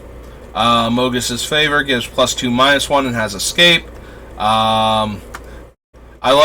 So when Moss Viper came out, one of the nicknames it had, aside from Nope Rope, was Danger Noodle, and I found that to be hilarious, and I was one of the people that would refer to Moss Viper as the Danger Noodle, because that just amused me so much. I'd never heard that term for a thing. I've heard Nope Rope quite a few times, but never Danger Noodle. So as soon as I saw that, oh, the Nessian Boar. I remember that being one of those things. This might be a card that makes it into our deck. First things first, put target enchantment on the bottom of its owner's library. No. Alright, so all creatures able to block the Nessian Boar do so. Whenever Nessian Boar becomes blocked by a creature, that creature's controller draws a card. Okay, so it's not as good as I remember it being, or as bad. like, we're giving it to one opponent and making them attack another opponent with it, so that other opponent can then block it with, like, whatever they want to and draw cards. And that's not really helping our game plan. For some reason, I thought the Nessian Boar was a much more severe drawback than that. I know, what's more severe than giving your opponent a ton of cards, but... one second.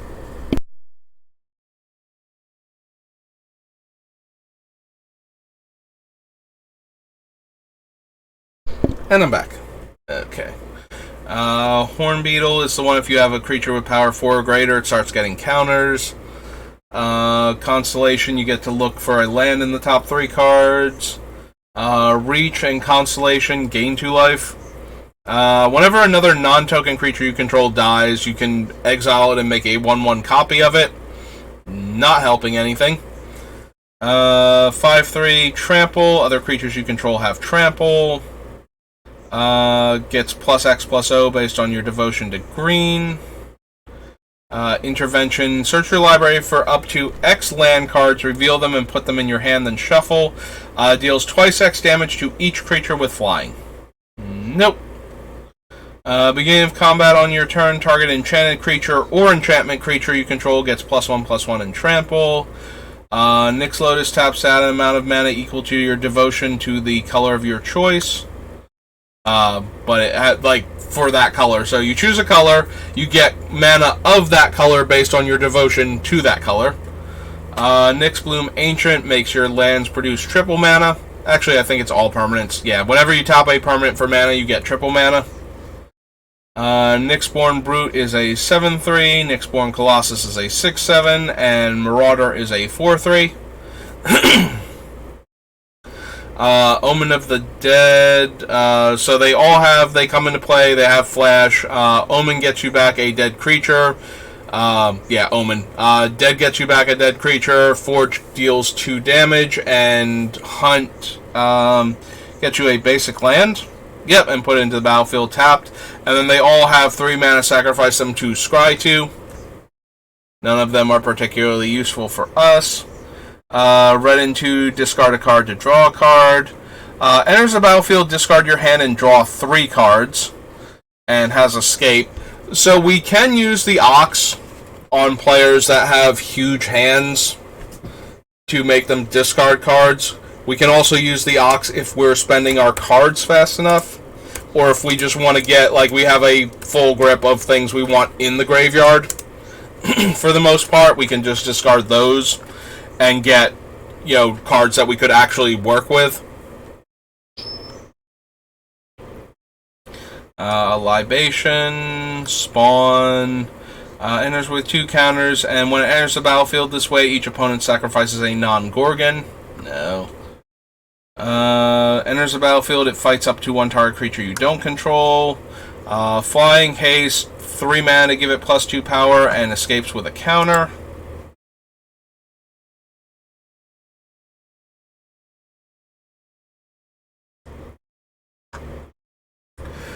There's Plummet, there's Polyk Unchained, Portent of Betrayal reprint,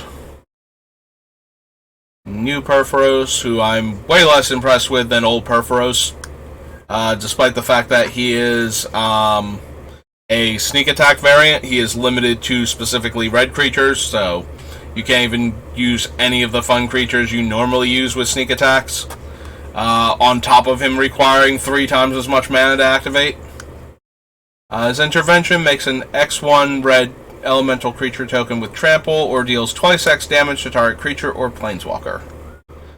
5/4 enters the battlefield, target creature gets +1 power and indestructible.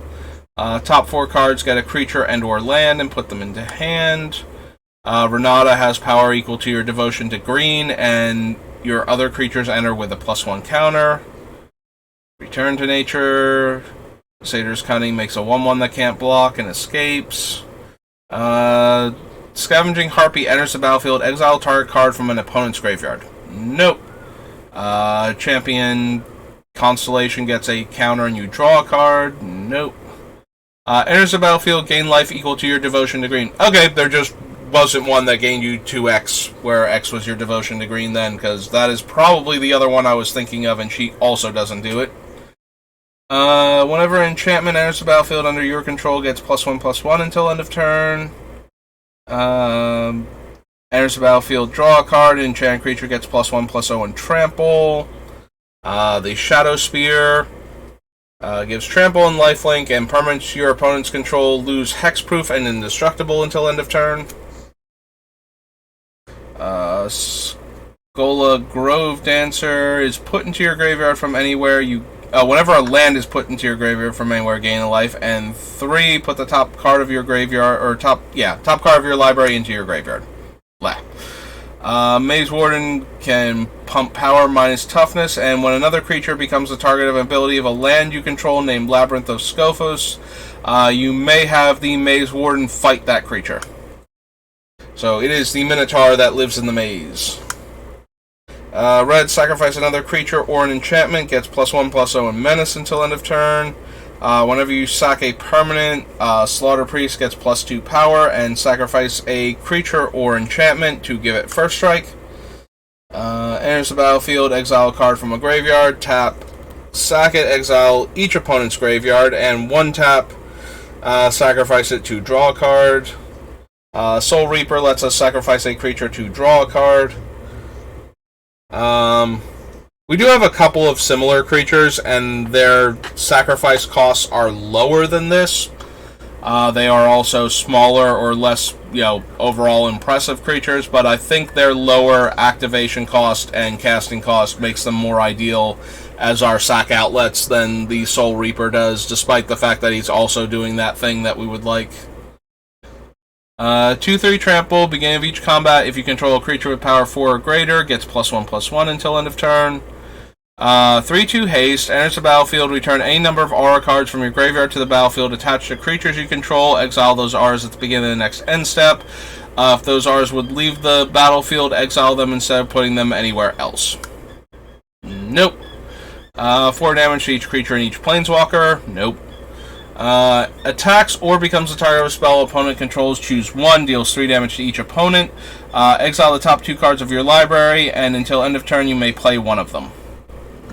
Nope. The ally color temples.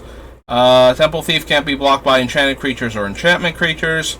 Flying Double Strike, enters the battlefield, creatures you control gain Double Strike until end of turn. Yeah, I think I suggested we might consider this when we saw him in one of the commander decks, and I still don't particularly care for him. Mostly because giving your opponent's other creatures double strike without having them have to go elsewhere is super dangerous. Enters the battlefield, scry 1. It does, if you and your opponent agree who needs to die and it's not you and it's not that opponent, then you can give them something like Terror of Mount Velis and just let them destroy the opponent you both agree on needs to go.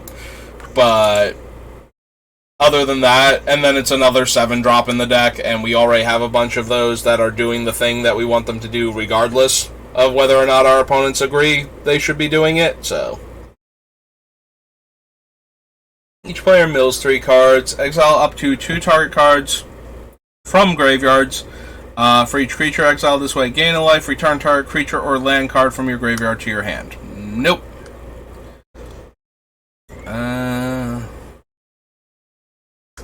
No. No. Vehicles, no. No. Enters the battlefield, draw 3 cards. Cast a spell, you lose 1 life. Becomes the target of a spell or ability, sacrifice it. All creatures able to block this thing do so. When it dies, draw 3 cards. Similar to the boar, but now we're giving the cards to the player that we're giving the giant monster to instead of to the player that they attack. So, I think not. Exiles cards from graveyards to gain life. No. Non-land cards in my graveyard can escape. No. Can't block. Escape for 5 mana. and enters the battlefield, or when it escapes, it gets 2 counters. Not enters the battlefield. When it escapes, it gets 2 counters. Underworld Fires deals 1 damage to each creature and each planeswalker. If a permanent dealt damage this way would die, exile it. No. 3/1 attacks each combat if able. When it attacks, exile target creature card from my graveyard. When it dies, put all cards exiled with it onto the battlefield. Nope.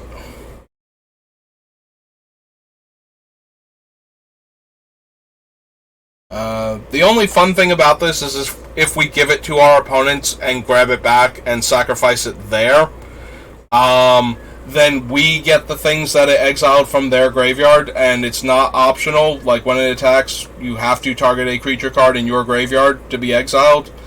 So unless the opponent is on a similar strategy, whatever they choose, we will be able to get if we can grab it back, but that's a lot of hoops to jump through to steal an opponent's creature on a creature that we can't safely use ourselves. So ultimately, no. 4/4 escapes with 3 counters. Giant creature gets +0/+2 in fights when it comes into play. Trample can attack unless you control another creature with power 4 or greater. So just a larger vampire. The wizard. I am blanking super hard on his name. The 1-drop from the M set that lets you sacrifice a creature to scry 1. I don't know why I can't think of his name. Visceraseer? Visceraseer. So a larger one of those that brings along a 0/1 token to sacrifice is probably okay for our deck, like, as another way we can sacrifice creatures for value. You can get them back by eating 4 cards in your graveyard and spending the 5 mana. And since we will want to put a large number of our cards into the graveyard, we will probably have some that we don't mind exiling, maybe once or twice to buy this thing back. But yeah, might not make it. We might have better options, but we're adding them to the list for the same reason that we've added other similar cards to the list.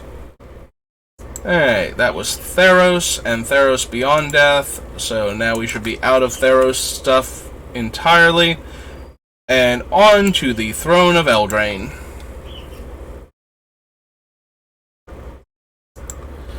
Alright, let's see what Throne has for us. Actually might not have much, because Throne of Eldraine had a above average power level for a standard set at the time, so I don't think there's any like super bad creatures that we're going to, be thrilled to give away. Heir First of Lochthwain, or another black creature enters the battlefield under your control. Each opponent loses 1 life and you gain a life. Sacrifice another black creature, draw a card. Okay, I could not remember if, I knew she could let you sack creatures to draw cards, but it is a black creature specifically, so we would not be able to use her effectively in this deck. Gets +2/+2 until end of turn. Each attacking non-human creature gains trample. Enters the battlefield, return target night card from your graveyard to your hand. Adventure destroys an artifact and it's a 2/1. Adventure gets you a land and it's a big dude.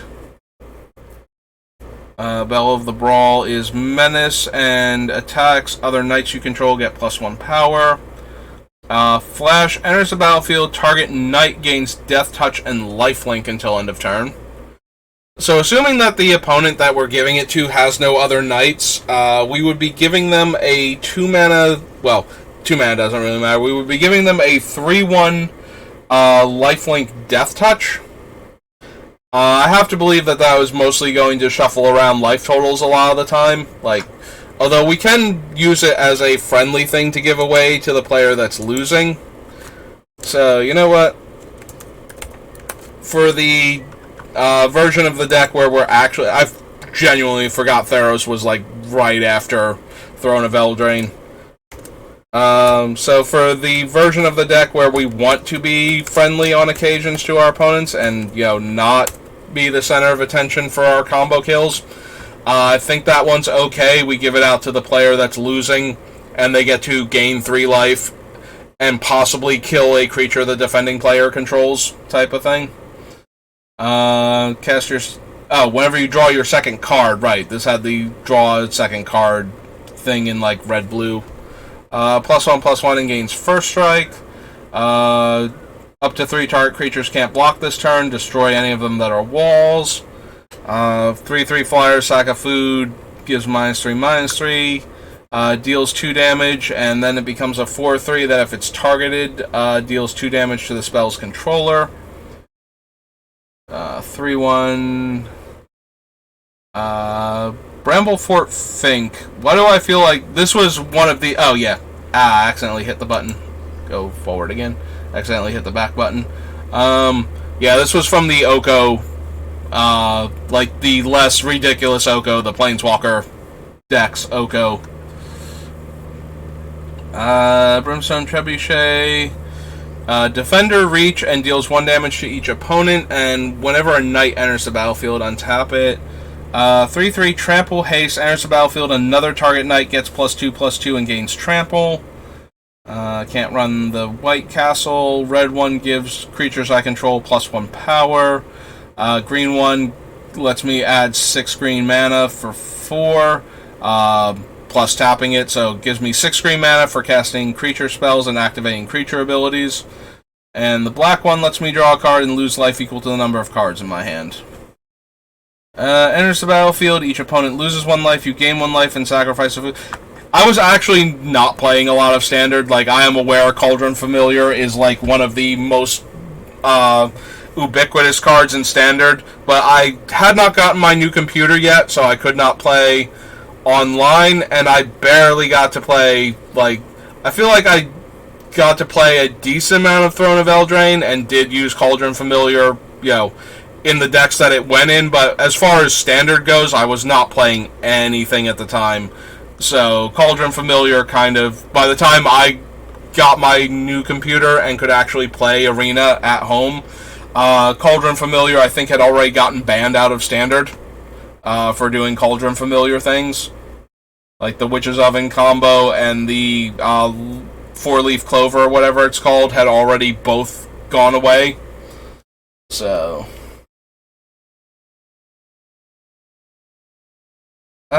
this is the Brawl card, right? Like, do we just have the Brawl cards in this list? Because that's going to be slightly awkward. Or was she part of something else?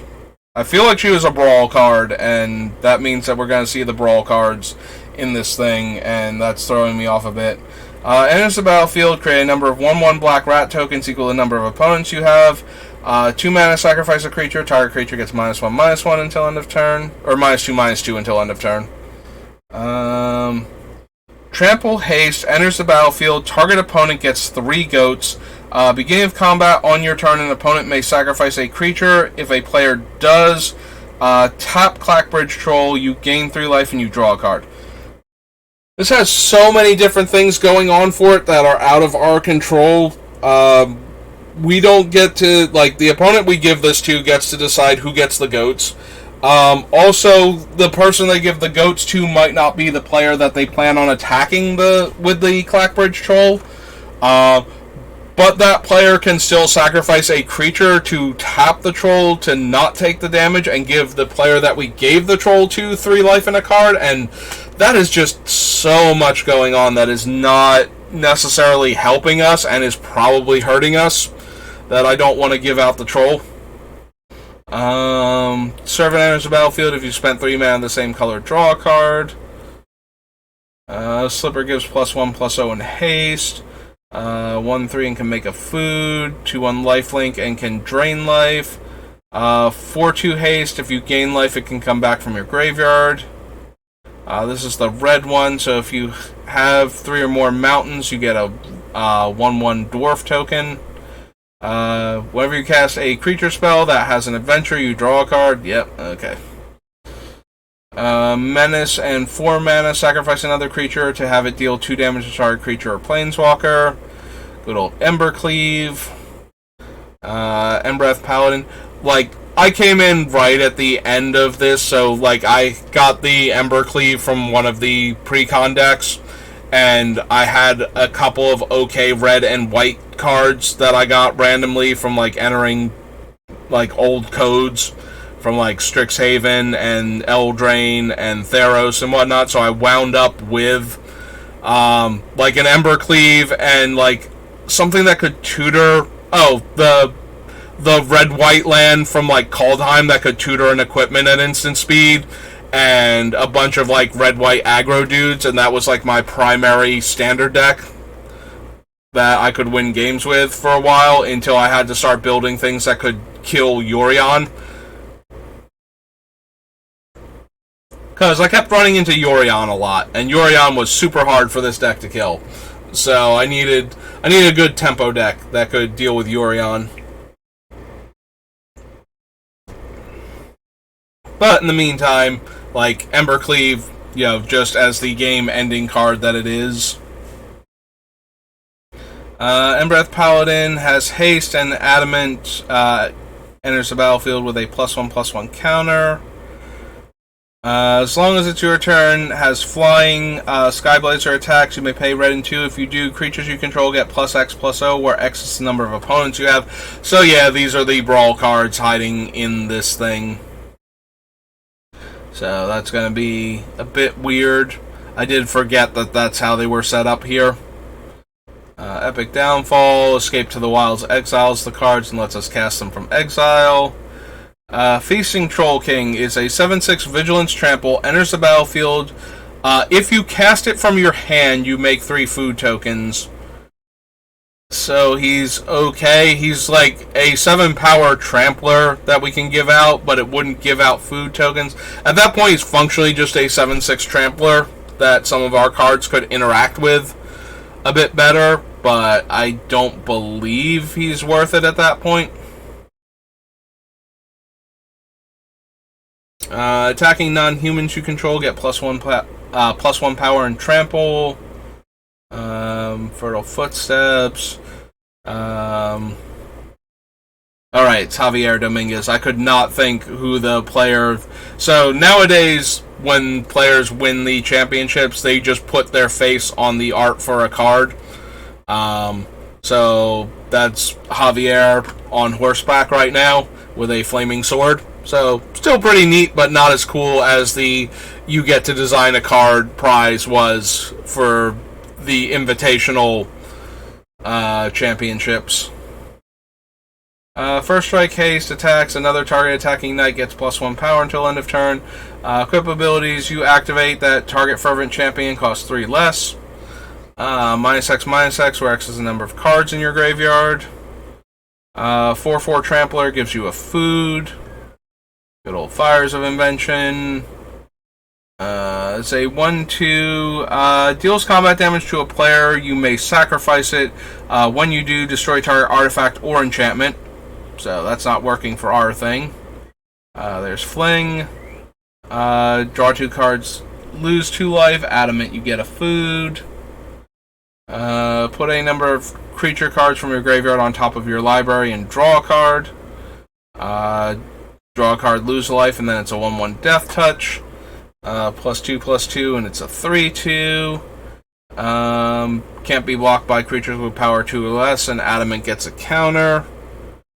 2/2, cast a spell that has an adventure attached to it, gets +1/+1. 0 makes 2/2/2 wolves, and the wolves die, they put loyalty on Garruk. Destroy target creature, draw a card. Emblem, creatures you control get +3/+3 and have trample. All okay abilities, all not doing anything that our deck cares about. Sack 2 foods to make a 7/7. Otherwise, make 3 foods. +2/+1, and deals combat damage to a creature, make a food.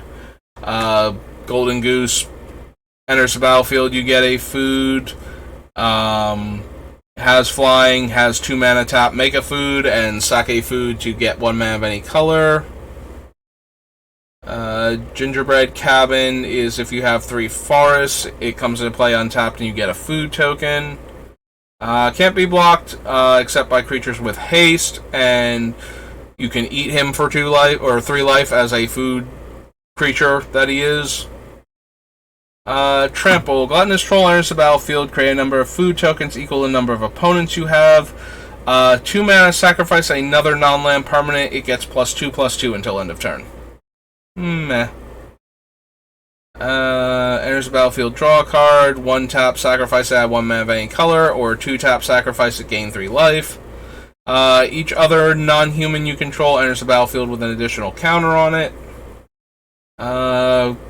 Red, discard a card to draw a card, and then red and 2, discard a card to draw a card. Makes opponent discard 2 cards, and then when it attacks a player with 2 or fewer cards in their hand, it gains flying. Makes the 1/1 and can't attack or block unless you have a 1/1. Enters the battlefield with a counter if you're adamant. Name a color, taps for mana of that color, and buffs creatures of that color. Inquisitive Puppet enters the battlefield, scry 1, exile it to make a 1/1 white human token. You may sacrifice a food, target creature gets +5/+5, otherwise it only gains 3/3. Add 7 red mana, and you can only cast 1 more spell this turn. Whenever you draw your second card, she deals 3 damage. Choose target creature you control and target creature you don't control. The creature you control gets +2/+1 if it's a knight, and then they fight each other. Sir Scarecrow over here. Interesting that this thing is a jousting dummy, but it is fully functional and can attack. Like, does not have defender, despite it being a presumably inanimate object. Always thought that one was kind of weird. Whenever one or more non-human creatures you control deal combat damage to a player, you draw a card. Enchanted creature enters the battlefield, draw a card, and it becomes an elk. Corval, the Fey Cursed King, is the Sacrifice Matters guy, right? Enters the battlefield or attacks. You sacrifice another permanent. Whenever you sacrifice a permanent, put a +1/+1 counter on him and draw a card. So unfortunately, we can't use him to eat the things that we want to. Like, we would get to draw cards and put counters on him, so we would have to sacrifice other permanents, not the things that we're stealing back from our opponents that we gave out. And he is okay, but not anything too amazing. Like, since we can't use him as the way we are sacrificing stuff, it becomes a bit more awkward. He's more of a payoff for us already having those cards, and our deck has so much going on, I don't think we have room for payoffs for our secondary effects that we care about. Gains +2/+1 in Death Touch, +2/+0 in Flying, 3/2 Menace, and Adamant comes in with a counter. Enters the battlefield, scry 2. There's Lucky Clover. Bad Ratter gives us 2 rat tokens if we draw our second card each turn. Sacrifice an artifact or another creature, it gets a counter. Sacrifice a food, target creature blocks the rider if able. Target opponent reveals their hand, you choose a non-land card, that player discards that card. You may put a card that has an adventure that player owns from exile into that player's graveyard.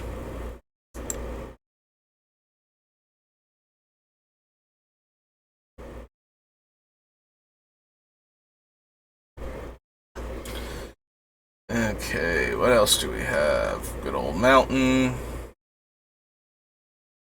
Wanna load in the page? There we go. Murderous Rider, similar to Hero's Downfall. It can destroy the same type of permanents. You lose 2 life when you do that, and the trade-off is that you get a 2/3 with lifelink. So if he ever dies, he goes back to the bottom of our library. So he's not even good to reanimate at that point. Like, he's never in the graveyard. It's not like we can bring him back into play and then get him back to our hand and then keep casting the removal spell half of him. So, but yeah, Murderous Rider is definitely a consideration over Hero's Downfall for that reason.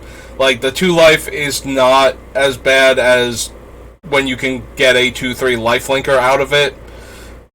Like, it's not a huge drawback to add losing 2 life to give you the creature half of him, but at the same time, it's a 2/2 or a 2/3 lifelink. So, I don't think our deck particularly needs... Like, we're not even sure if we're running Hero's Downfall, and this is a, like, lateral move from Hero's Downfall. You know, we lose 2 life when we cast it. We get a 2/3 lifelink that we can cast out of it as an extra card. Cost 2 less to cast if opponent controls a green permanent. 2/3 Death Touch and deals combat damage to a player. Draw a card. Oathsworn Knight enters with 4+1/+1 counters on it. Attacks each combat if able. Would be dealt damage while it has counters on it. Prevent the damage and remove the counter.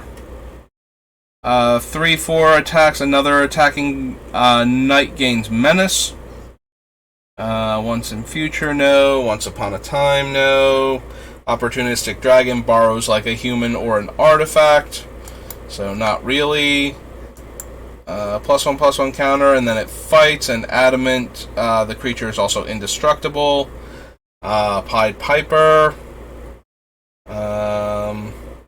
Yep. Nope. Prophet of the Peaks, 5/5 Scry 2. Questing Beast is legendary, so we cannot give it out. Among the many things that people sometimes forget about Questing Beast, because it has so much going on, it is actually a legendary creature. Vigilance, Death Touch, Haste. Can't be blocked by creatures with power 2 or less. Damage that would be dealt by creatures you control can't be prevented. Combat damage specifically. And whenever it deals combat damage to your opponent, it deals that much damage to target planeswalker that player controls. Like, this thing has a million different things going on for it. And people always miss at least part of its game text or part of its relevant things. Just because it has so much going on. Like, I think Questing Beast is one of the most misread, didn't notice that it could do that, cards that saw a serious tournament play, like, ever. Can't be blocked by knights or walls. Meh. Good old Rankle. Target creature with power 3 or less. 4 damage to target creature or planeswalker. If a non-red permanent is dealt damage in this way, sacrifice a land. 3/2, when it attacks, you may tap and untap non-human creature you control. If you do, gets +1/+1 in trample. Draws cards equal in greatest power among non-humans, or gives your non-humans +3/+3 until end of turn. Both okay, nothing great. Whenever a creature attacks you or a planeswalker you control, that creature's controller loses 1 life and you gain 1 life. Surprisingly effective against certain decks in this format, like for limited. I was actually impressed with how bad Revenge of Ravens can be for the opponent. It's not a great card when they have one really good attacker. It is very brutally effective, though, against decks that, you know, plan to swarm you with a bunch of small aggro creatures. Robber of the Rich is not anything our deck cares about. I did like the Acolyte. The Acolyte is really fun when you get, like, the Adventure doubling card, and then you start using her as a mana ramp. But other than that, not too impressive. Gives +2/+1 and comes into play attached to a non-human.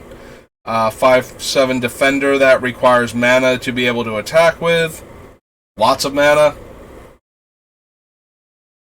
Up to 1 target creature gets +3 power and gains first strike. Fearless Sparkmage deals 1 damage to each of up to 2 target creatures they can't block this turn, and gain control of all creatures until end of turn. Untap them, they gain haste. Yep, didn't think so. First strike, as long as you control a Rowan Planeswalker, gets +3 power. This is the 5/2 that would let you get her. 3 mana, 3/3. When it attacks or blocks, you make a food token. Sacrifice 2 food tokens, draw a card. deals 3 damage to target creature, 3 damage to a creature or planeswalker, and exiles it when it dies. 5 damage to a creature, and Adamant deals 3 damage to the controller. 7 dwarves. One of the weirdest rules in Magic. So, normally, if you draft a card, you can play with that card. Like, the only major notable exception, besides the one I'm about to give you, is that when they did the Lost Treasures in original Zendikar, where you could theoretically open, like, a Black Lotus, or, like, dual lands or whatnot, like, they put, like, all these rare, old, expensive cards, like, physical copies of them that they had, like, as opposed to reprinting them, because they're all reserve list cards, into booster packs. If you opened them and took them, you could not play with them in the event. That was, like, one of the few times that they ever had cards that you could open and you weren't allowed to play with them. I forget if there were, like, things in place for the cards that accidentally got into packs. Like, I think Nemesis had Judge Promo Lightning Bolt in it. Like, a handful of them got off of the wrong printer sheet into Nemesis and took the foil slots in those packs. But 7 Dwarves is another card that you can potentially, like, it's nearly impossible to pull off. Like, in most booster boxes, you get about a full playset of commons for the set, usually. So the idea that you could possibly ever get more than 7 dwarves seems highly unlikely. But it is actually, if you ever did pull that off, if you got the 8th dwarf, because of the game text that says your deck can have up to 7 cards named 7 dwarves, that overrides the normal rule for limited, where anything that you draft you can play with. So normally if you draft 5 of a card in limited, you can run all 5 copies of that card without, like, any additional text allowing you to exceed the 4 of limit. But because this actually puts a cap on the number of a card you can run, regardless of what format it is in, 7 Dwarves is one of the very, very rare examples of a card you could open and draft and not be allowed to play with. But you would need to already have 7 other copies of him, and that is nearly impossible to do, barring bad collation or using, like, 2 separate boxes worth of packs to supply your draft table. And also keep in mind that if you're using a traditional 8-man pod, you're still only opening, like, normally you would get 4 copies of the card on average from the full 36 packs, and you're only opening 24 of those packs, so 12 of those packs are going unopened to begin with, so that's even harder to get. But yes, if you somehow manage to get 8 copies of 7 Dwarves, you cannot run all 8 copies. So that is one of the weirdest Magic rules that I've ever seen, and it kind of threw me off when I found out that it was technically a rule that you would have to follow. Alright, next up is Shamble Suit. Power equal to the number of artifacts and enchantments you control. No. The other half of him. Vigilance and filters mana. Skullknocker Ogre. 4 mana, 4/3, deals combat damage to an opponent. That player discards a card at random. If that player does, they draw a card. Nope. 3 damage to any target. Adamant deals 4 damage to any target. Alright, so this is the other card. I had actually forgotten about this. This is another 3 mana spell that can deal 4 damage. When I was talking about Flame Javelin, I forget if I mentioned this one or if it was a different card that I came across that I remembered could deal 4 damage for 3 mana. I might have actually mentioned this one, but if I did not, this is another card that can technically deal 4 damage for 3 mana. I might have only said Char at the time. I think I genuinely forgot about Slaying Fire's ability to deal 4 damage. But yeah, aside from alternate casting costs, 4 damage for 3 mana is one of the more efficient, like, deal this much damage. Like, for 1 mana, you can get up to 3 on multiple different cards. To get 4 damage, for 2 mana, you have to take 4 damage. For 3 mana, requires you to be mono red to get it for 3, both on this one and the Javelin, or to take 2 damage from Char. This is the other half of this one now. So Curry Favor was what we saw before. I did once get a fun Sorcerer's Broom deck going, where I actually, in Limited, where I actually just kept making brooms and was baking them in the Witch's Oven, and was getting more and more brooms because I had enough mana to pay for like 3 brooms at one point, like the full 9 mana, and I'm just making 2/1s constantly. That was a good time. I forget if I actually won that game or not, if the opponent actually had like a board sweeper that managed to get like enough of my brooms off the table where I wasn't winning the game anymore, but I do remember actually getting into a position where I got to make all of the brooms. I think I won that game, but I don't think I won the match because my deck was a silly pile that I was having fun with. Sorcerer's Spyglass, Spectre Shriek, that's the one that cares if the other thing it's hurting is black. Yeah, similar to Red Cap Melee, where you got to do a thing, but if you didn't choose a red card as the thing you were dealing the damage to, then you had to sacrifice. This one lets you look at opponent's hand and choose a card for them to exile, but then if that card wasn't black, you have to exile a card from your hand. Spinning Wheel. Okay, Mana Rock, and then later on, very expensive creature-only Icy Manipulator. Steelbane Hydras from the Brawl decks. And is another Hydra, so we can't really use that one for what we're doing. Similarly, Stone Coil Serpent not going to work. Don't really care about this thing, and we already passed over Bone Crusher Giant. Stormfist Crusader is in my Mogus deck because it makes players draw extra cards and deals damage to them when it does it. Sundering Stroke deals 7 damage divided as you choose among 1, 2, or 3 targets. If at least 7 red mana was spent to cast this spell, it deals 7 damage to each of those permanents and/or players instead. There's Swift End from Murderous Rider.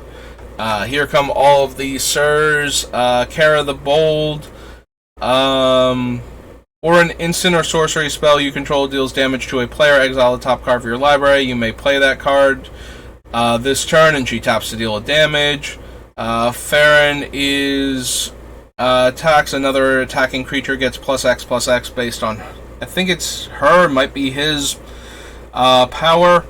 Conrad, easily one of the silliest uncommons in Limited that you could ever have. Anytime a creature changes zones, basically, deals 1 damage and can pay 2 to mill both players. So, whenever another creature dies, or a creature card is put into a graveyard from anywhere other than the battlefield, or a creature card leaves the battle, or leaves your graveyard, deals 1 damage. So, creature dying, creature card going to the graveyard. So this way, because it's both a creature dying and a creature card going to the graveyard, it has to specify from anywhere other than the battlefield. So that Sir Conrad does all of the things, because technically he would still work worded if it was just whenever a creature card is put into a graveyard from anywhere. They probably could have kept him worded like that. Like, he's so awkwardly worded, but he does insane amounts of damage, and then you can mill both players to try and get creatures into the graveyard. Like, this thing just chews through players very quickly if he's not dealt with almost immediately. Similar to cards like Blood Artist, you cast him and then you Alpha Strike, and then the opponent dies because their blocks like kill your stuff and their stuff, and then they die anyway from the incidental damage on Conrad. So yeah, Sir Conrad, actually a massive pain. Tall as a Beanstalk is an aura, so we don't care. Each player sacrifices 3 creatures, and I make 3 food. No. Comes into play, make a food, and sacrifice a food. Target player loses 3 life. Cauldron is 2 less to cast for each card in your graveyard. Whenever a creature you control dies, put it on the bottom of its owner's library. No. Like, we already don't want that. And 2 black and tap, pay 2 life, return target creature card from your graveyard to the battlefield. Yeah. Nope. Nothing we're interested in. Great Henge. The problem is that we are not, like, putting our non-token creatures into play under our control. So this thing, and we also don't control them when we could cast Great Henge, so we're not getting the discount either. So that is 2 strikes against this otherwise very potent card that goes very well in decks with lots of large creatures to begin with. So, sorry, the Great Henge. You are a very, very potent magic card a lot of the times, but I don't think our deck is particularly good for you. Or another creature enters the battlefield under your control. Thor Mammoth fights up to 1 target creature you don't control. Nope. Enters the battlefield with a page counter on it. Whenever a commander enters the battlefield or attacks, put a page counter on Tome of Legends and 1 tap, remove a page counter from it to draw a card. Red source you control deals damage, deals that much damage plus 2. Again, not super helping us. Trail of Crumbs. You may sacrifice a food, and when you sacrifice a food, you may pay 1. If you do, look at the top 2 cards. May reveal a permanent card. Yeah, Trail of Crumbs was very powerful and limited also. Like, you only needed a few food going to really make it do the thing. And if you had the time, because you are gaining life and you are getting permanents, so basically you take a turn off to gain some life and spend some mana, and you would get a permanent. So every time you didn't draw a relevant spell to do that turn, you would use Trail of Crumbs to try and dig through your deck faster to get to more spells. Gets plus 2, plus 0 until end of turn. No. Enters the battlefield, you may have it deal 2 damage to another creature you control if you do draw a card. Yeah, not really.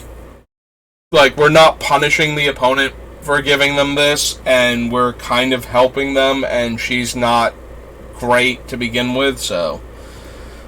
Enters the battlefield, it fights up to 1 target creature you don't control.